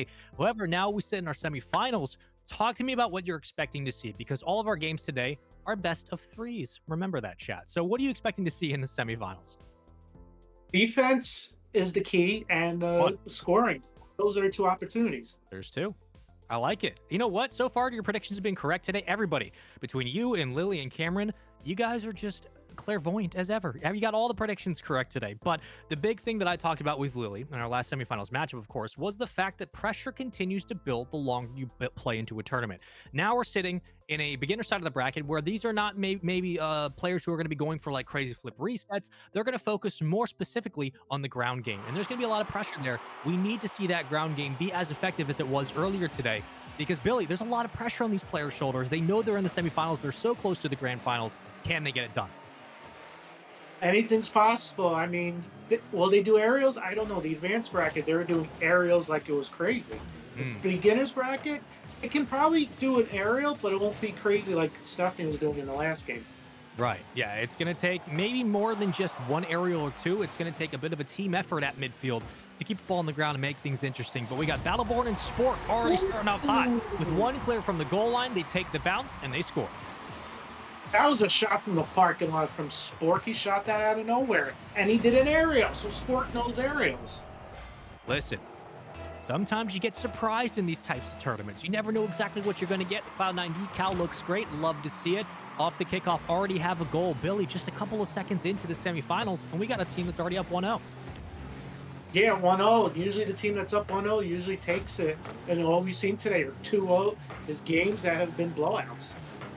I don't think we're going to see another blowout here, Billy. I think it'll be a little bit closer. However, this one will roll in, make it 2. On the way to a hat trick, Spork has 2 goals. Hey, Spork's got 2 goals right now. He gets a hat trick. Well, in Detroit, they throw octopuses on the ice for the Red Wings. They do? Okay. In Boston or for their minor league team, they throw teddy bears. Here, I don't know what they'll be throwing if it's a hat trick. We have eggs in the stands, so maybe we'll just throw eggs on the field. But, you know, you never know. That's a dangerous idea for the eggs. Who knows, though? A hat trick certainly on the table, Billy. Oh, yeah, like, ooh, that was a close one. Oh, Thrasher scores. That was a nice shot from Thrash. I mean, he shot it, bounced, and it went in. Look at that control. Beautifully done. And that's kind of the levels we talk about with Rocket League, where the ceiling is so high for mechanics. The floor is pretty simple, right? Just drive towards the ball, try to score. Everybody can play it. But when you start to learn how to control your car, whether you're playing in an Octane, a Dominus, a Fennec, a Scarab, doesn't matter. If you're able to control your car and manipulate the way you play off the ball, you have a chance to make things really, really dynamic. But Spork has a hat trick already. Yeah, Spork's doing it. I mean, he's just going for it. He told the other guy, I got this, do defense. And so far, Spork is taking all the offensive positions right now.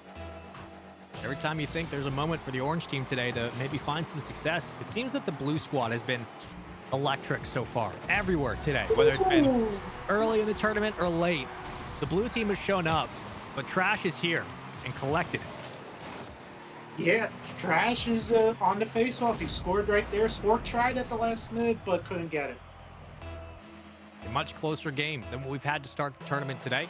Plenty of time on the clock. A 3-2 scoreline. The blue team continues to lead, and off the kickoff, an opportunity here to work through the corner is Battleborn. We'll try to fight against 2 defenders for the ball. Not a lot of boost to work with. Speaking of 0, and they'll have to get back to midfield and help on the rotation. But as this ball jets to the corner, Billy, we're waiting to see one team really start to take the game over. So far, it's been both squads having a chance.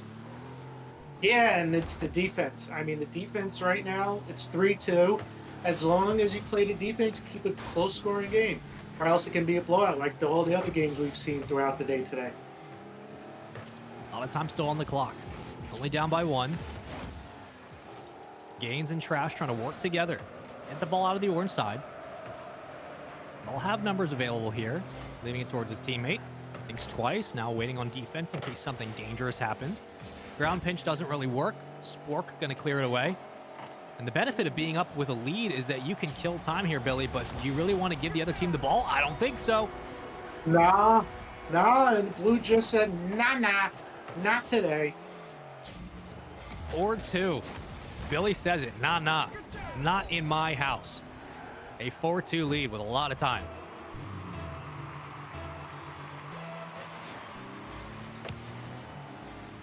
Pretty decent kickoff.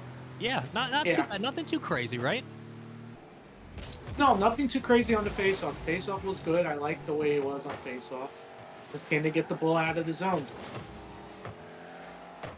That's been the big question for a lot of teams today, is that they've had good looks defensively. They've been able to hold on to the ball on offense, but can they get it out of the zone? Maybe it is that last bit of effort that they haven't been able to really put into practice. Huge long clear. Follow-up chance, Boys in Blue. Ooh, can't capitalize. No, they couldn't. I mean, that was close to being a goal, but it wasn't.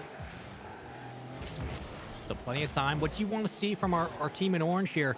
We saw Trash have really great control of his octane, but what do you want to see from this squad to get them back in this game? Yeah, they need to. Orange team needs to come back and don't be afraid. Score. Don't be afraid. Start making challenges. Spork already has 3 goals. Trash, thinking twice. Didn't like the angle and the bounce. It'll be up to Spork to make the play to clear the ball away. We'll do so.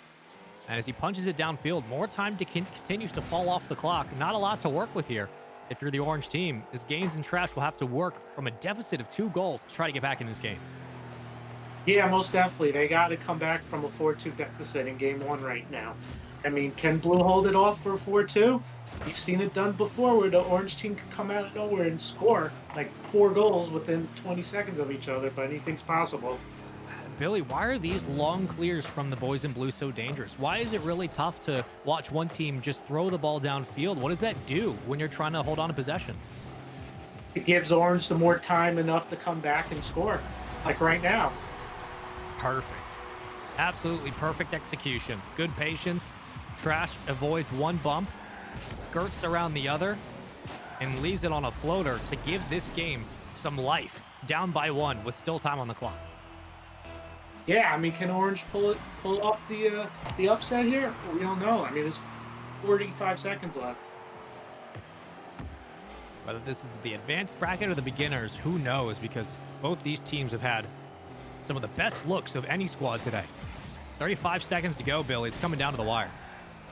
Yeah, to the very, very wire right here. And Blue just scored, so they got an insurance right there, 5-3. So who looks like they might pull it off in game 1. Good patience. Let your teammate take the shot. Spork already has a hat trick. You don't need anymore. Get everybody else involved. Nah. Battleborn got 2 goals now. He's telling the other one, nah, not in my house today. I'm sure they're very comfortable and happy with the way they performed. There's the reset. Make it 2. Wait, look at that. From Trash. Wow. Been waiting to see that all day. I can't even do that with my ball whenever I play Rocket. So, I mean, they're doing it very strategically, and I like it. Unfortunately for them, though, they're not going to have a lot of time to make this one happen. That's okay. They still have a chance to get back in this series, only down by 1. It's still a best of 3. This is your semifinals of the beginners bracket. Wouldn't even be able to tell, though, because it has been punched downfield both times. Both teams having opportunities, but The aerials, the mechanics from both squads, specifically Trash and Spork, have been fantastic. 892 points, probably one of the highest scores we've seen so far today. And in this semifinals, Billy, we already got one squad ready to punch their ticket to the grand finals. Do they get it done in the next game? I don't know. I mean, we've seen it done before, which she came back from a deficit. So True. anything's possible. Blue did a good job, scoring all the time, and Orange tried. Hey, we're close, but no cigar. I like that, right? Like you're really close to kind of getting where you want to be as a team, but just not close enough. And whether or not that means this goes the distance of 3, I'd love for that to happen. Billy and I want to see an overtime in game 3. That'd be great. But if we don't get there, I expect this game 2 to be as close as we've seen so far. Billy, when we started the tournament today for both brackets, it was a bit of a one-sided affair for a lot of teams. Now, ever since the semifinals and grand finals, we have seen both opponents really putting their best foot forward, and it's been a very close tournament from about 4 o'clock onwards. I expect that to continue. Do you think we're going to get a lot of 1-1 ball games moving forward?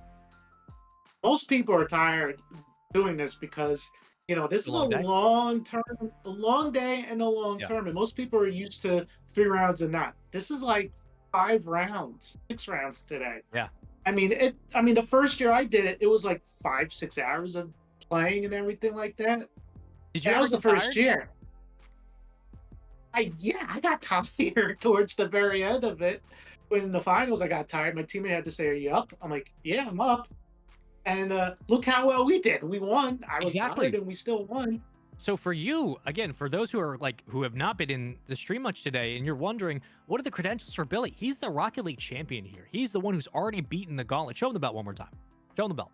That's right. Let him know what's up. Billy, you're a Rocket League champion. What did it take for you when you're in those moments when you're playing these games? You're like, look, I'm tired. It's been a long day. It's been a grind. What do you have to tell yourself to get yourself amped up and ready to go for the grand finals, knowing that this tournament's on the line and your teammates need you? What did you have to do? Don't quit. Don't quit. Don't quit. Always focus. Don't quit. You could sleep when it's done, or Eastern time is right now like 3 hours way ahead of Pacific time, but you can eat and you can still take a nap or whatever if you're still doing something. So anything's possible. That is correct. Listen, you can sleep when it's over. Right now, your teammates need you. We need you to step up and give your best because it's going to take a full man effort. It's going to take whether you're playing 2s or 3s, doesn't matter, whatever Rocket League competition you play in. Make sure you give what you got. Also, to keep as a reminder, keep your eyes involved on the chat. We're going to have both the mods pushing around extra links, but also the Xbox Twitch channel pushing around links for you guys to figure out more information about gaming for inclusion and where you can donate to support the cause. We want you to get involved, so keep your eyes on chat and say hello to the mods. They're doing a very good job today, and we thank them for their efforts. Let's get into game number 2, because already a couple of dangerous opportunities on the goal line. It looked like Battleborn was going to be able to put it away, but just was unable to close the deal. Nah, Battleborn said not in my house today, and he's keeping the ball in the other end. As long as you do that, you'll score more goals.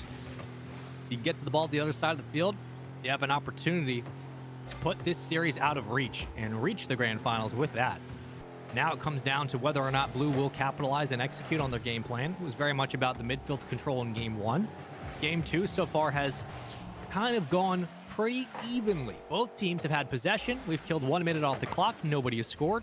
And now a chance for the boys in orange and Gain and Trash to make some magic happen back in midfield. Oh yeah, most definitely. As long as they keep the ball on the other end and keep scoring, I think the blue team can pull it off.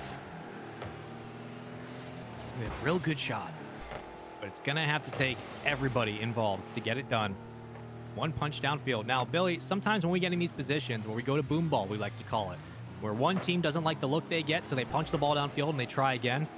What do you think Orange is thinking about right now as they give the ball back to Blue? Are they thinking about, getting back to game plan, or do you think they have something else up their sleeve?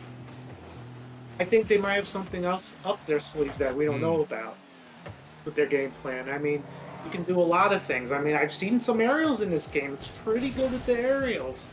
Not as good as our advanced brag, which is doing aerials like crazy, but they're doing aerials, and Thrash just scored.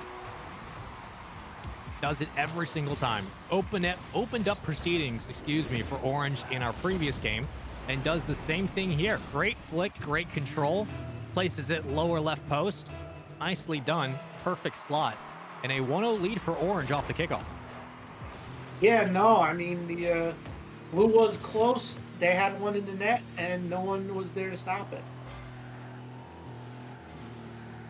3 minutes to run through. We've seen Blue come back from a deficit before. They did it in the last game, and a chance to maybe close the deal here. Still alive. That was from a the net. close one. Ooh, what a shot from Sport. Oof. Or what a shot from, not from the parking lot, I'll say from the backyard. But that was still a very good goal. The backyard works. It's the right distance. It's the right mentality. Tie game. And Billy, we got ourselves already a much closer affair as easily Blue tie it up. And what do you expect to happen in the next 2-3 minutes? Lots of scoring. Lots of scoring. Blue wants to win this, but Orange really needs to win to force a game 3. You're right. Like, Orange has to keep their tournament run alive here. They can't afford to lose this game. But Blue have a couple to work with here. They lose this game, it's okay. Their tournament life is not over. They want to close it out and go to the grand finals. No, I mean, Orange's game right now, they got to win, because right now they're on life support right now. They got to win, or else they're done. Well, the way that Trash has been playing, I think they might have the right mechanics to be able to pull this game out and force it the distance, but it does come down to good defense right now. Both teams playing pretty good defense, both on the goal line and at midfield. Trash is going to play boost instead. Like the idea. Give yourself some resources to catch this ball, get it over one. Here comes a bump. Pretty standard affair, but not too much to worry about. Good save from Trash. That was a nice save. He stood in the net, saw the ball come, and he knocked it out. That's the defense you want from a team that's trying to fight for a championship here. When you were playing for your championship, Billy, were you guys more defense-oriented? Did you focus on offense? What was like your game plan going into that tournament? I was playing more of the defense, and my partner at the time was more of the offense. So I let him do most of the work, and then we kind of split it. It was a nice balance. Maybe that continues. Minute 25. Maybe, and maybe anything's possible. Anything is possible. It's absolutely right. But what we've seen so far in Game 2 is much more of a midfield presence from this Orange squad. They look much more comfortable, Billy, and I think that comes back to what you said earlier, which was don't be afraid, right? Like, don't be afraid of a possession. Don't be afraid of one team having the ball. Go out and make a play. That's what we've seen. Yeah, no, don't be afraid. And this Orange team is showing no mercy. They're trying their hardest. They give them all the credit in the world. But they need to score to force a Game 3, or else their season's done. Yeah. Fortunately, the tournament life might come down to this. Looking for a pass. He's looking for the bump as well. Back into the Orange side. Oof. The tension here in the semifinals is palpable. Ooh, yeah, no, most definitely. I'm on the edge of my seat just watching this. 30 seconds to play, Billy. It comes down to this. You know, it comes down to this. Can Blue pull it off and win and be champions of the bracket, or can Orange pull it off and force a Game 3? And we've seen it done in baseball. We've seen it done in football. We've seen it done in all different types of sports. Anything is possible. That's right. Maybe we'll get that overtime after all. We wanted to see one. Orange going to try to make a play. The ball cannot touch the ground, and now it has to be kept up. Before we go to OT, it looks like it'll touch, and it will. Billy, we got what we wanted. We wanted to see it overtime. We got it! Finally, in overtime. All right. So we've been waiting for all day, Spaceman.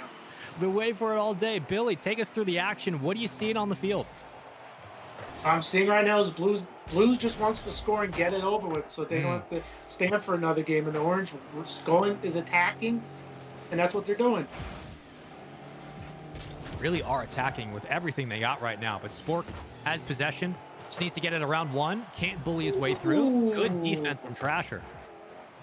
Yeah, Trasher is doing a tremendous job on defense and everything. So he's doing a very good job keeping the ball where it is and balancing the ball. I can't do that either. So he's doing a good job at both of those.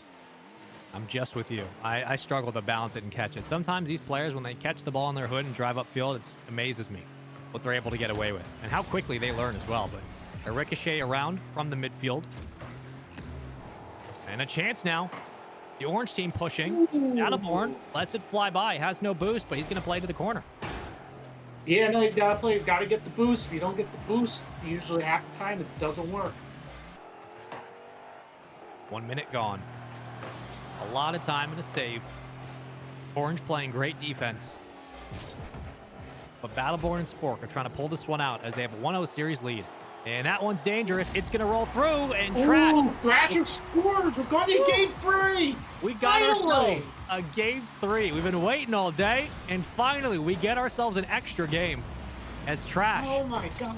wins the 50 and wins the face-off on the goal line. A game 3 in this bracket. Oh my God. This is like a game 7. This is, oh my It is. God. It is very much like a game 7. You get those nerves, get that energy.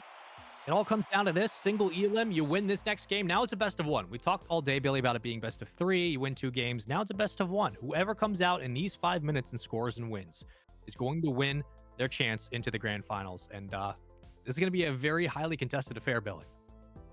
Oh yeah, most definitely. And you know, Orange was pulling it off, and we kept saying, "Don't be afraid, don't be afraid." And Orange just said, "We don't want this to be the end," and they pulled it off. Game 3. So I like to see more of the same thing: defense and scoring. Defense helps you win championships. We talk about it in every sport, how important defense is, specifically in a tournament like this. When you're in the semifinals, it's a best of 3. Your backs are against the wall. 1 more game to go. Billy, I'm so excited to see how this one pans out. I've asked you briefly earlier. I'm going to ask you again. Do you have a prediction right now for the next game? Who do you think is going to take it? Which side? I'd go for the Orange. I go for the Hey. Orange because I like the way they're doing it. They forced the game 3, so I like Orange. All right, I pull it like off. that call. You know what? I like the underdog story. I'm a big fan of that, Billy. What are some underdog stories that you've seen recently or you've seen in your time watching sports, gaming, whatever it's been, that you can relate to maybe what Orange is going through right now? The 2019 Washington Nationals That's right. winning the World Series. Because all the years when they were the Expos, they were close to 94, but you had the baseball strike in 94. And they would have won it then. I mean, Nationals 2019, I mean, what do you call it?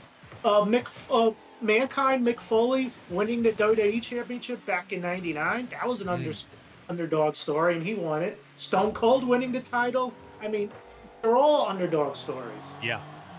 We always love a good underdog story. And right now, Trash and Gaines are putting on a show. They are just 5 minutes away from going to the grand finals, but they have to get through Battleborn and Spork. Spork put up a hat trick in game 1, was shut out in game 2. Did not have enough to get things going on offense. That's credit to the small adjustments that the team from Gaines and Trash have been able to put together. That's a nice shot. However, it will ricochet off the crossbar. That was a close one. I thought that would go in, but the angle and the net, nope, it didn't. That's always usually how I shoot sometimes when I try to take a shot and it hits the crossbar. That's kind of where I'm at in my Rocket League skill. Not as good as these players. My first year, I did that, and Thrash scored right there. Thrash just scored right now and said, "Not today." Look at this shot. Nice flick. Wow, what a I liked it. A little off the crossbar, but that was definitely from the parking lot from Thrash. That's the parking lot right there. If you hit that, you're good in Billy's book. A lot of time. Yeah, absolutely. This is the first lead I believe we've seen from the Orange team, Billy, and right there, it's gone. No, never mind. Just as we were speaking, Spaceman Blue just scored. Sometimes it happens, right? Like you get a couple of drives downfield, you get some positive momentum, and then all of a sudden, off the kickoff, following your goal, you give up something. Well, we wanted to see the semifinals go the distance. That's been our request. Our wish was granted. And now we have ourselves a tie game. There is a gaming god up there that's watching down on us. They've been blessing us with some good Rocket League today. That's all I know. Oh yeah, most definitely. Most definitely. I like all the games that have been going today. It's very competitive. Sometimes the Rocket League gods are very brutal. They can make games like blowouts. They can make them 0-0 for a long time. They can be brutal, but today they've blessed us with some very good games and some very good competitors. Trash couldn't get it past. Good defense from Spork.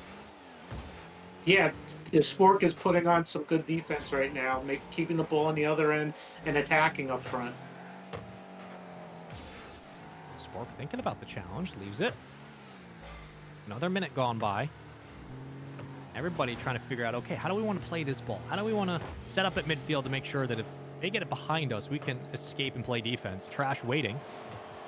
And does a nice job. Waiting, is he going to pants? Oof. What a save. Follow-up chance available. Ooh, oh, that was an aerial. Okay, I didn't see that one coming. What do you do here, Billy, on defense? You got two players pushing after you, trying to take the ball away. What do you do in defense? If you're in this situation, when you were competing, what did you do when you had other players hunting you down to take the ball away? I just always would fling the ball on the other end of their zone because then they can't get it. Right. Just like we've seen here. Just get the ball out of your own side of the field. Ooh, that was another close one. If the nets were at least twice the size, that would go in, but no, not today. We have a joke we say in the Rocket League scene where if the nets were 5 or 10% bigger, wider, taller, the players would still hit the crossbar. Doesn't matter what it looks like. They'd still find a way, but still plenty of time. And Spork was so close to taking the lead. Battleborn couldn't figure it out. No, he just went right around it. He was so close in getting it. It was a close one. Oh, shoot! Threat scores! From the backyard. Picks up the boost. Ooh, nice flick again. 2 times now. We've seen Trash flick it from the backyard. And find a way to build the lead.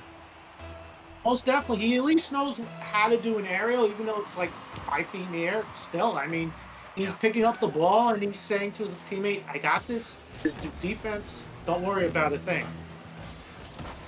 Oh, the and giveaway. Right now, please. Ooh. Just as Orange tries to get an advantage, Blue's like, no, not in my house today. That's brutal. You just get the lead. Every time somebody works for a lead, it's given right back. You give away the ball, you get punished. And a huge kickoff off the crossbar. Great save. Tied up with under a minute. That was a tremendous save. That was a tremendous save. I mean, that was close, but that was a tremendous save, and Orange needs to do this. They need to be the underdog and win this in order to make it to the finals. They got to pull it off. They got 35 seconds, Billy. Is the blue team going to make a swing up field and score?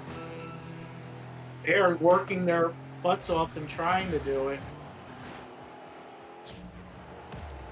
And also, as we said, fatigue is the name of the game. I mean, these guys have been playing for like 4 or 5 hours, but it could be tiring.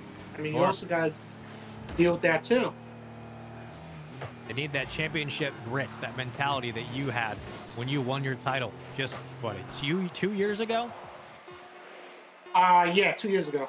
Yeah, they're going to need to pull out some of that Billy magic, but we got ourselves another overtime. We've gotten 2 in this series, Billy. I told you, this is going to come down to the wire. We're going to get a great semifinals, and that's what we've gotten. Oh yeah, tremendously. We're gonna have a good semifinals right here. I mean, look, as long as it's a good overtime, you know, I don't mind. Orange, I'd like to see them be the underdog and win this. You know, anything's possible. Sure. Well, you got plenty of time to do it. Infinite time, one would say. Spork, the pass. Battleborn couldn't get there. No, he couldn't. It's the boost too. They need to find the boost. They need to get the boost. That's the other thing. Why is boost so important? If you don't get the boost, boost is important because if you don't have any boost, you can't go up and score. That's right. And look what Spork had. Boost to make this play happen. Plenty of it as well. Another hat trick in the most pivotal game of the semifinals. 2 hat tricks for Spork as Battleborn and his friend will move on to the grand finals. Another best of 3 coming up. Billy, whew, we got ourselves some OTs here, man. It was a good one. Oh yeah, it was a tremendous good one. The OTs, 2 OTs. Who would have thunk it? 2 OTs today. All we've seen today have been blownouts. This is the only 2 overtimes we have seen, and they've been very good. They've been very, very good. I mean, you called it perfectly. Like you said, as the play was developing, they need to get boost. What happens when one team has boost and they have the ball? There's a good chance they're going to be able to score. And Billy, you called it. That's exactly what Battleborn and Spork were able to do. And they will move on to the grand finals. Now, they're now in a position where you are at, where you get to the championship point. You're at the grand finals. You're waiting to lift the trophy. What do they need to know to get it done? What would you tell them about becoming a champion that they need to know? Attack, attack, attack. Always go for the net. That's it. If your strategy has worked all day today, which is have one guy in the net and have one guy go for the score, do that. That's what worked for me and my team, me and my group back in 2021 when we won the belt. It could work for you. It could. That's Billy's advice, but let's take a look at the replays. Kate, we got ourselves a grand finals coming up, but this one went the distance. We got a couple OTs, a very close match in the semifinals, what we all wanted to see. That is absolutely true, 100%. And Lily joining us again for our post-game analysis while our teams get ready in that lobby to go straight in to the finals. Lily, I'm going to echo what I heard about Sean, that Sean and Billy mentioned, which is that this was such a back and forth. As we take a look at these replays, we'll see, look at how many times one person scored, then another from the other team, then another. What would you call the last game matches? Were they a back and forth? Were they a blowout? What do you think? I think that was crazy because they had like 2 overtimes in like 2 games, and then it went right into game 3. Yeah. And that wasn't crazy enough, but I did hear that what Billy said in the backyard, that's what he said. Yeah. And what he also said was shoot for the parking lot. Yes. He always says that in every commentary of Rocket League right now. It's his Billyisms, right? Billyisms. Yeah. Love the Billy. Yeah. I love it. Well, hey, so Lily, you and I have, like we're not pros at the game, but I will say it is fun to play Rocket League. So if I am looking at this and I'm watching this like we are all today, like I'm seeing balancing, I'm seeing some of the aerials, I'm seeing some of these defense maneuvers where teams a guy will come out into the goal and make sure that that ball does not get into the goal. What have you learned from these players that maybe you might be able to take into playing yourself? What I would take from that is when people are when they're seeing how they actually score, and it's crazy because Sport has some really great goals back there and started Battleborn, and that was pretty good. But Trash, I believe it's and Sport got both the MVPs of this game because they scored a lot of goals. They scored a lot of goals, and that's pretty great for them, actually. Yeah, for sure. Lots of goals, for sure. Yeah.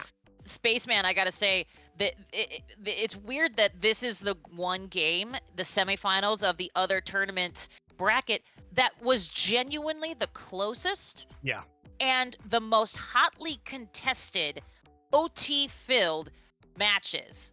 Yeah, sometimes when you get in situations where everybody kind of skill level kind of comes down, and not in terms of ability, but more so, we're not going to see aerial flip resets like we might see in the advanced bracket. In the beginner side, everybody was much more even killed across the board. The surprises were not so much about, one team scoring off the kickoff and the other just getting immediately countered and scored again. It was more about the consistency from both teams throughout every single segment of the game, because a lot of times, for those who are new, Rocket League can be a 3-stage setup. It can be the early game has a way it goes, the mid game usually goes one way, and the end game follows patterns. But this was from the jump all the way through. Everybody was firing on all cylinders, and I really love to see every single player contributing. We saw everybody on both teams getting a chance to do something, and it was really nice to see that balance, which you don't often see sometimes. For sure. Hey, you know what, Lily? I'm going to go ahead and have you toss it back to Sean, Spaceman, and Cameron to take us through our final game of this All right, tournament. back to you, Spaceman and Cameron, for the grand final of this beginner bracket. So go ahead to move on to you guys. Lily, you are wonderful as always. She got all the predictions right. All of you guys, Cameron, you, Lily, Billy, have been predicting everything correct today. I need to know, first of all, how you doing? Second of all, welcome into the grand finals. What is your prediction for this one? Ooh, good Big question. I know. Let it simmer for a bit. Big one. I'm doing good. Had a nice little break. What I'm looking forward to, and what my prediction is, so we've seen. Are we getting That's a good question. So we saw Spork and Battleborn. I don't know who the other team is quite yet, but I think I'm gonna go Battleborn with a hat trick in at least one of his games today. Okay. And I'm hoping we get 3 games in, and then the third game goes to OT. Listen, Cameron, if we finish today, listen, man, if we finish today with all you guys getting all predictions right, I don't know what's gonna happen in LA, but we're gonna have to get very loud because I'm gonna be screaming. I'm gonna be very excited, man. So you better be ready for it because it has been an absolute blessing of today of Rocket League games. All the teams, all the players who have signed up today have been putting on their best showing. We've seen some great aerials, we've seen some great defense, some great offense. I want it all to combine into our grand finals. We told you the first time this was the last match of the day. I'm gonna repeat that segment here now. This is your last match of the day for the beginner side of the bracket. It is our grand finals. We are almost ready to go. And I've asked people so far their predictions, whether it's been, we're going to get an OT, we're going to go the distance. Which either side, do you see this series ending in 2, or are we going to 3 games game? I can see it ending in 2, just because Spork is such a well-rounded, aggressive player. But I'm hoping for 3. Like I said earlier, I'm hoping for 3, and I'm hoping we get overtime in the third game. I will take More 3 excitement. games. I would love some extra Rocket League. But the one big takeaway from today, at least with this side of the bracket, just the sample size being the semifinals, was, of course, the fact that it was much more even killed across the board. The balance was there offensively and defensively from both teams. I expect that balance to continue, but Cameron, I wouldn't be surprised if we start to see more and more players really focus on aggression because they understand that if they want to win a championship, they're going to have to be aggressive. That's what I've noticed about the beginner bracket is that they've been more aggressive going to the goal. Whereas the advanced bracket, they're more about just aerials or trying to get long shots. Sure. Or just overall defense. So Do you think I've that's noticed that about simpler? beginner's bracket. Do you think that simpler gameplay is easier to kind of control when you're playing in the beginner bracket? Oh, for sure. I for sure think that simpler gameplay is a lot easier, especially for someone like me, just to feel like you have more control instead of being all fancy. So I see here we got Dynamo, and we have Rad Moves against Battleborn and Spork. Kind of hoping for my buddy Tommy to make it to the finals, but no big deal. I think Dynamo and Rad Moves might take game 1 here. It's a That's bold my prediction. prediction.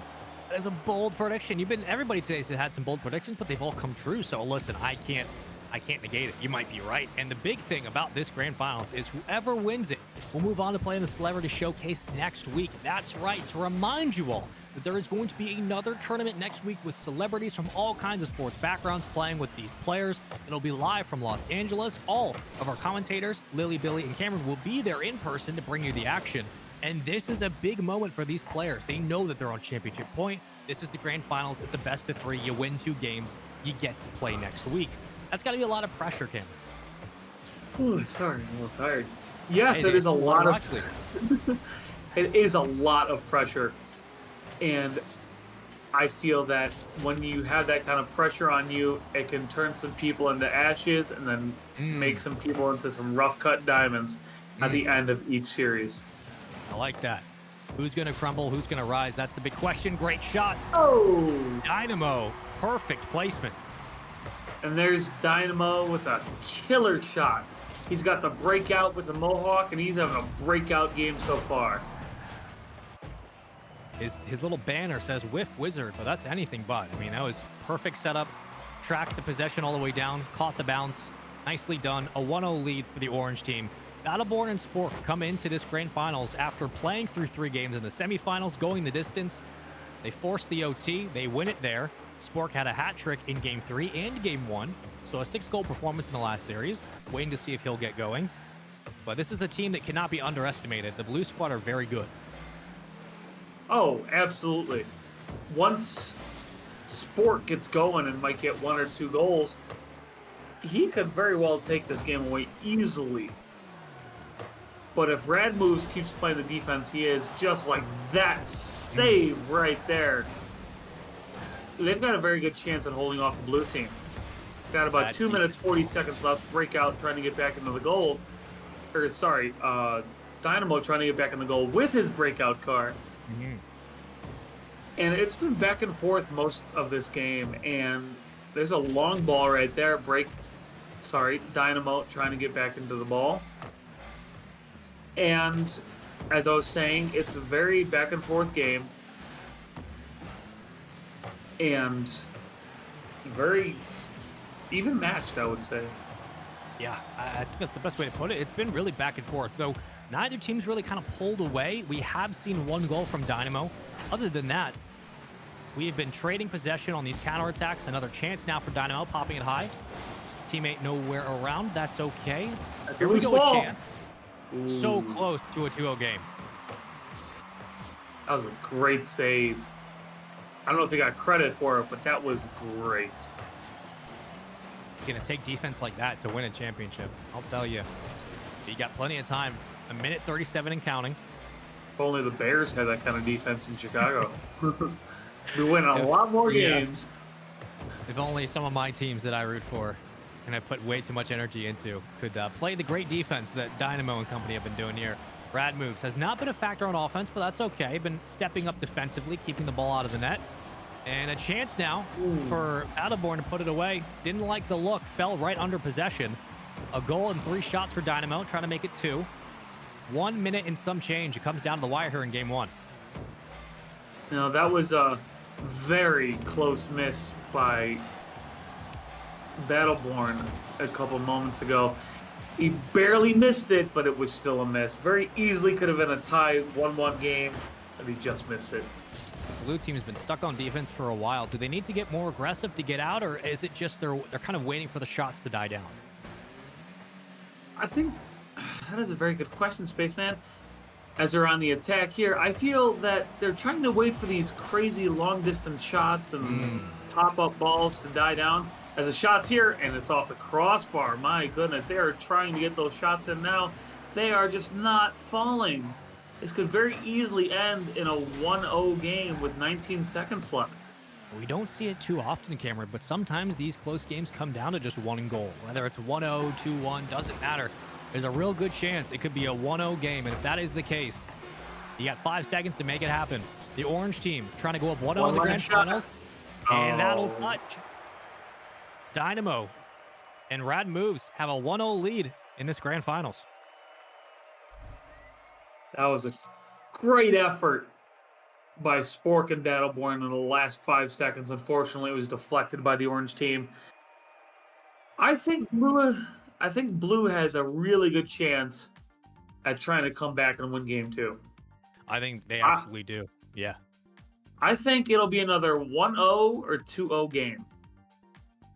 Okay, I like that. I like that we're kind of keeping it close. Now, are you keeping the scorelines close because just we're going to see the competition even out and it's going to be kind of what we had, which was a war of attrition in this game? Or do you think we're just not going to get maybe those 5-6 goal games that we're used to? A little bit of both. I feel like they're trying to battle for the ball on both ends of the field. It's more mid-range game, if I like that. If I'm saying that right. Yeah. It's all battles in the middle of the field. You don't see too much on one side or another. There were some points where the blue team was on defense for about 30 seconds to 45 seconds there in the end of the game. But honestly, I don't see that we're getting more than 4 or 5 goals for one team in the next game. You know, that's really interesting you point that out, because one of the things that we noticed at the professional level, the top of Rocket League competition, is the games are won and lost at the midfield. Whether or not it's counterattacks, it's transitory defense and offense, whether or not it's, you know, big sweeping, booming clears, or you get a player with really good mechanics, it comes down to the midfield. If you're able to control that, you usually win the game. And so far, when it came down to Dynamo and Rad Moves, they relied on their defense to keep them alive in the game, but both teams really succeeded at the midfield. They just maybe had some trouble putting it away in the end. However, with all things said and done, you are now down 1-0 in the grand finals. It's best of 3. The blue team has so much pressure on their shoulders. Cameron, what do they need to do other than just scoring goals in this game? Is there anything specific you want to see them do on the field to help them succeed? Honestly, I don't think there's much more they can do other than just make sure you get that ball in the net. They've had excellent defensive plays. They've had absolutely wonderful offensive chances and shots on goal. They're just not connecting. as we saw in the first game, it was a 1-0 game at the final. They just need to get that ball in the net if they want to stay alive.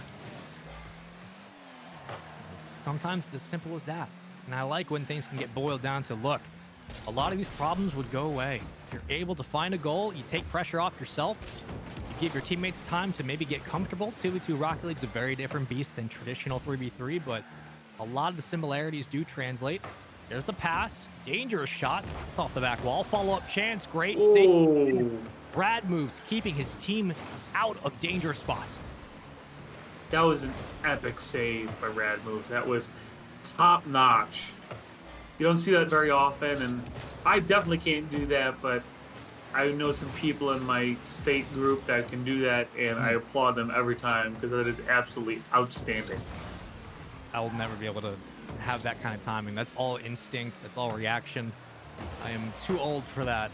But I can always enjoy it when it happens because these players have been putting on a show. 2 bumps, and that takes out everybody. Nice. We didn't see demos all day, but we get 2 bumps for a goal. That was an awesome shot. 2 bumps by Dynamo clears the path for an open net for Rad Moves. 1-0 once again. Let's see if Blue can step it up and get at least a game-tying goal here. That's just fantastic teamwork and great spatial awareness to recognize if I just get in front and kind of body block a little bit, I can create a lane where my teammate can succeed. Spork, around 1, leaving it to Battleborn. Can't find much. Not going to get boost. Still waiting. Goes for the challenge. I think Spork needs to really get an attack going here. I think Spork's staying back a little too much because normally he was a big scorer in the semifinals. I think he needs to go on attack here and give his teammate Battleborn a little more mid-range defense because I feel that Spork is a big goal scorer here. You know, sometimes, Cameron, we talk about players being really selfless, like getting your teammates involved with plays, giving them the ball, letting them make a play. But we also talk about players who need to be a little bit more selfish, who maybe sometimes like, hey, somebody on our team is really good. They're a catalyst for our offense. Let's give them the ball and let them make a play.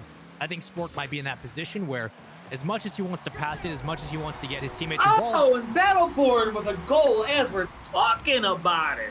There you go. Sometimes little dribbler over the top. Just make it happen. Oh, it just bounces in.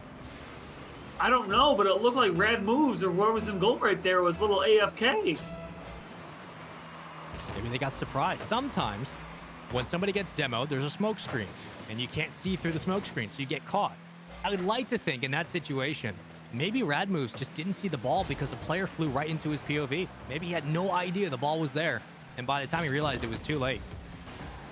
That is a very, very true possibility there, Spaceman. And as I suspected, it's a 1-1 game, minute 30 left. I'm really hoping for Blue to pull one out here, make it a third game series. Yeah. Oh, I would love an OT. I would love for us to go the distance. This would be great. You got a minute 15. It's entirely possible, Cameron, but what we've seen so far is that it comes down to the wire, and OT is possible. Hold on. There's a shot. A little bit high. Great save. Nice save by Spork. Woo. I want to talk about cutting it by inches. Oh, that was close. Kind of a miraculous save there. If that would have gone in, that would have been top corner, and that very easily could have been game, set, match.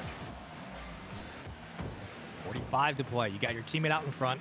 Spork gonna take it, and the defense will hold on. Now this is where you want all the pressure here, Cameron. You want to keep putting your numbers up on the ball to score this goal. Yes, keep putting that ball. Hit it just out of the way of the goal. You want to keep that ball in the orange zone. Unfortunately, they will not. But if they could, they had a very good chance to score, which they did earlier. Good patience from Orange. That was almost disastrous. We're looking at a game 3 here. Long shot. Great save from Rad Moves. He clears the ball away. Down to the offensive third. I think if Blue can get it, they got one last shot here. You get one more. There's a flick to the teammate. It's still alive. It's out. Will it touch? It will. Cameron, we got it. Overtime. Overtime. Take us into the action, brother. I don't know who I want to win more. All I want is a game 3. I don't Doesn't matter to me who wins the whole series. I just want some good, hard, rocket-packed action. Game 3, here we come. The latter half of today's stream has been all overtimes. I am not complaining. High octane action. So true. I'll take it.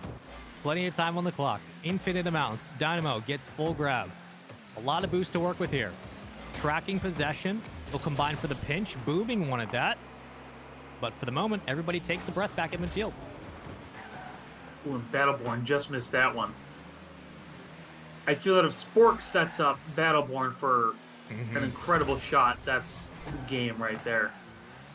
But the thing is getting it to that side of the field and keeping it there, because Rad Moves is just blocking and deflecting everything. Good patience right now. Dynamo. Oh, Dynamo keeps it in. And he got boost as well. You have a chance with these resources to get back on the ball. Here he goes. Still keeping it in. Okay. There's Battleborn clearing it into the enemy zone. Bork. Oh, if only Battleborn was in front of the net, he went back to get some boost. Kind of left Spork out to dry. Look at this chase. Spork on the defense. Oof. Gets by both. That's big. And they follow up with this possession. Going back to midfield. Dynamo with a shot. Ooh, blocked by Spork. Moves with the game winner, series winner, heading to the Celebrity Showcase. What a follow-up on the rebound by Rad Moves. That is one heck of a series clincher there, Spaceman. What are your thoughts? All the stress he must have been feeling, just recognizing the net's wide open. Listen, if you haven't played Rocket League long, you will realize very quickly how dangerous an open net actually is, because you can just hit the crossbar, and I've done it many times. That was a lot of pressure from Rad Moves. Listen, you know it, right? It's like it's a lot of pressure on your shoulders, but this team really stepped up in the grand finals. They really showed that they had what it takes from game 1 to 2. When the pressure was on them, whether it was a 1-0 game or an OT, Cameron, they didn't let it get to them. They didn't get scared. They stayed confident. They challenged, and we saw their defense really help them in this series. Oh, for sure.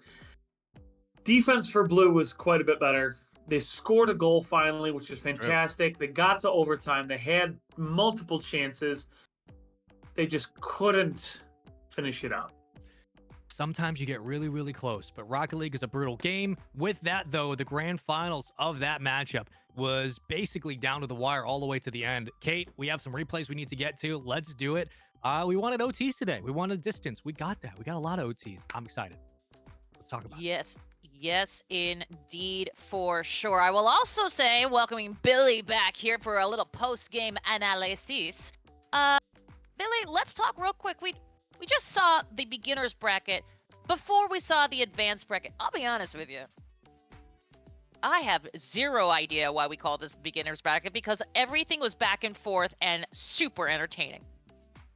No, it was. I definitely enjoyed it. They going back and forth. Blue scored, then orange scored, then blue scored, then orange scored, and then overtime. So far, I've seen 3 overtimes today, and the defense is doing everything they did, and scoring and defense.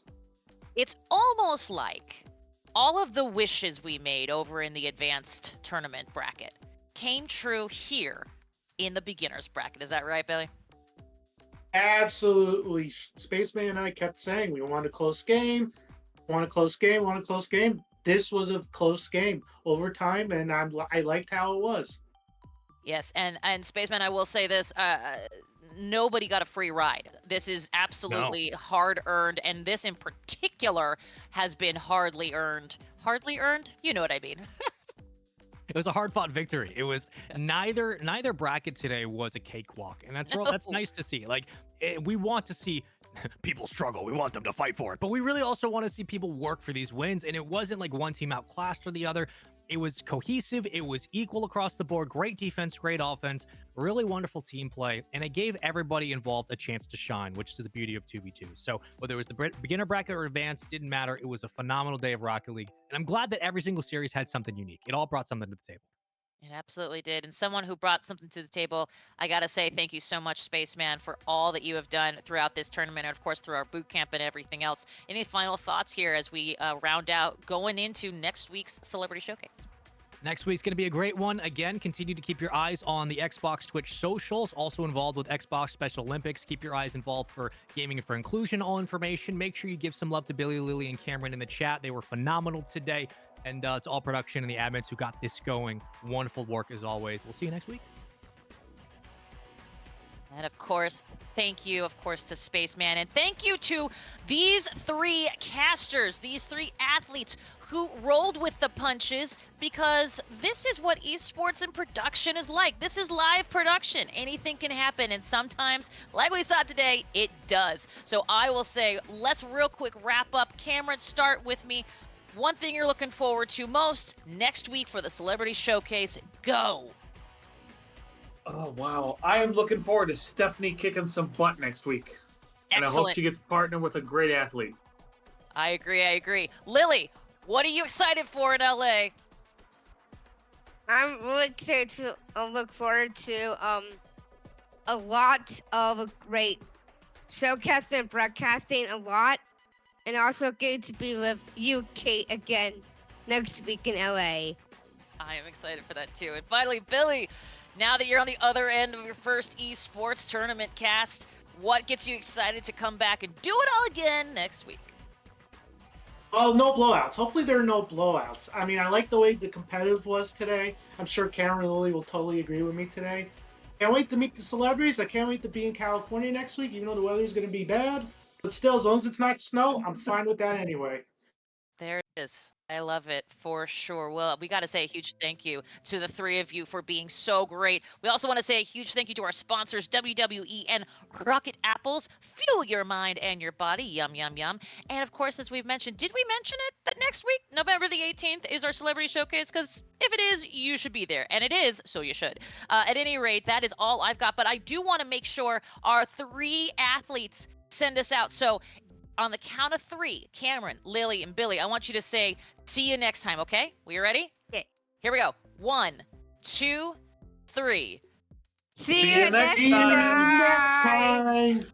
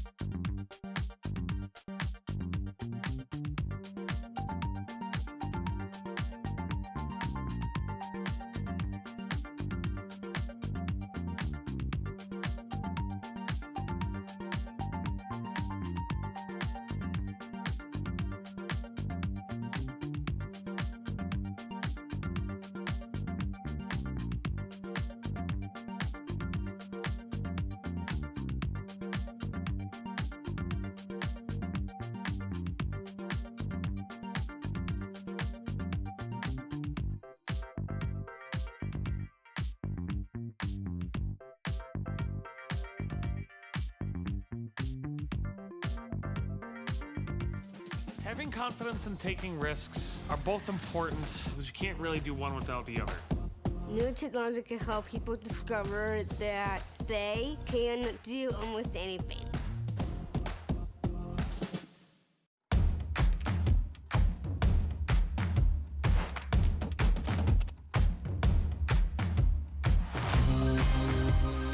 We believe that true leadership is about taking the opportunity to make good choices.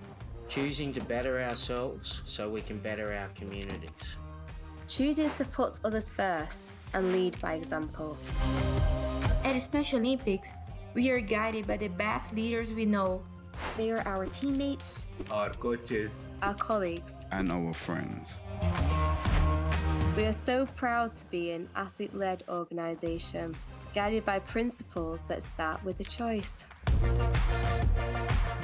As athletes, we choose which leadership roles we want to train for, working to gain the knowledge and skills we need for success. Through the unified leadership approach, we educate leaders without intellectual and developmental disabilities to value and learn from people like us, and to create an environment where everyone can succeed. Together, we create meaningful opportunities to lead and influence, bringing the benefits of true inclusion to our local programs, our workplaces, and our communities. We know that athlete leadership works because we live it. As athletes, we are storytellers, sharing our unique voices through our posts, videos, photographs, and speeches. We are advocates, fighting for acceptance and inclusion in a world that often overlooks us. And we are decision makers, setting direction from our board of directors all the way down to local leadership, and we are out there making choices for the good of everyone. In these and so many other ways, we show the power of diversity each and every day. Special Olympics is helping to recognize, encourage, and build the leadership skills of athletes like us. Respecting and valuing our experience, our ability to lead, and our capacity to make good choices of our own. We believe in athlete leadership. We believe in athlete leadership. We believe in athlete leadership. Let's lead.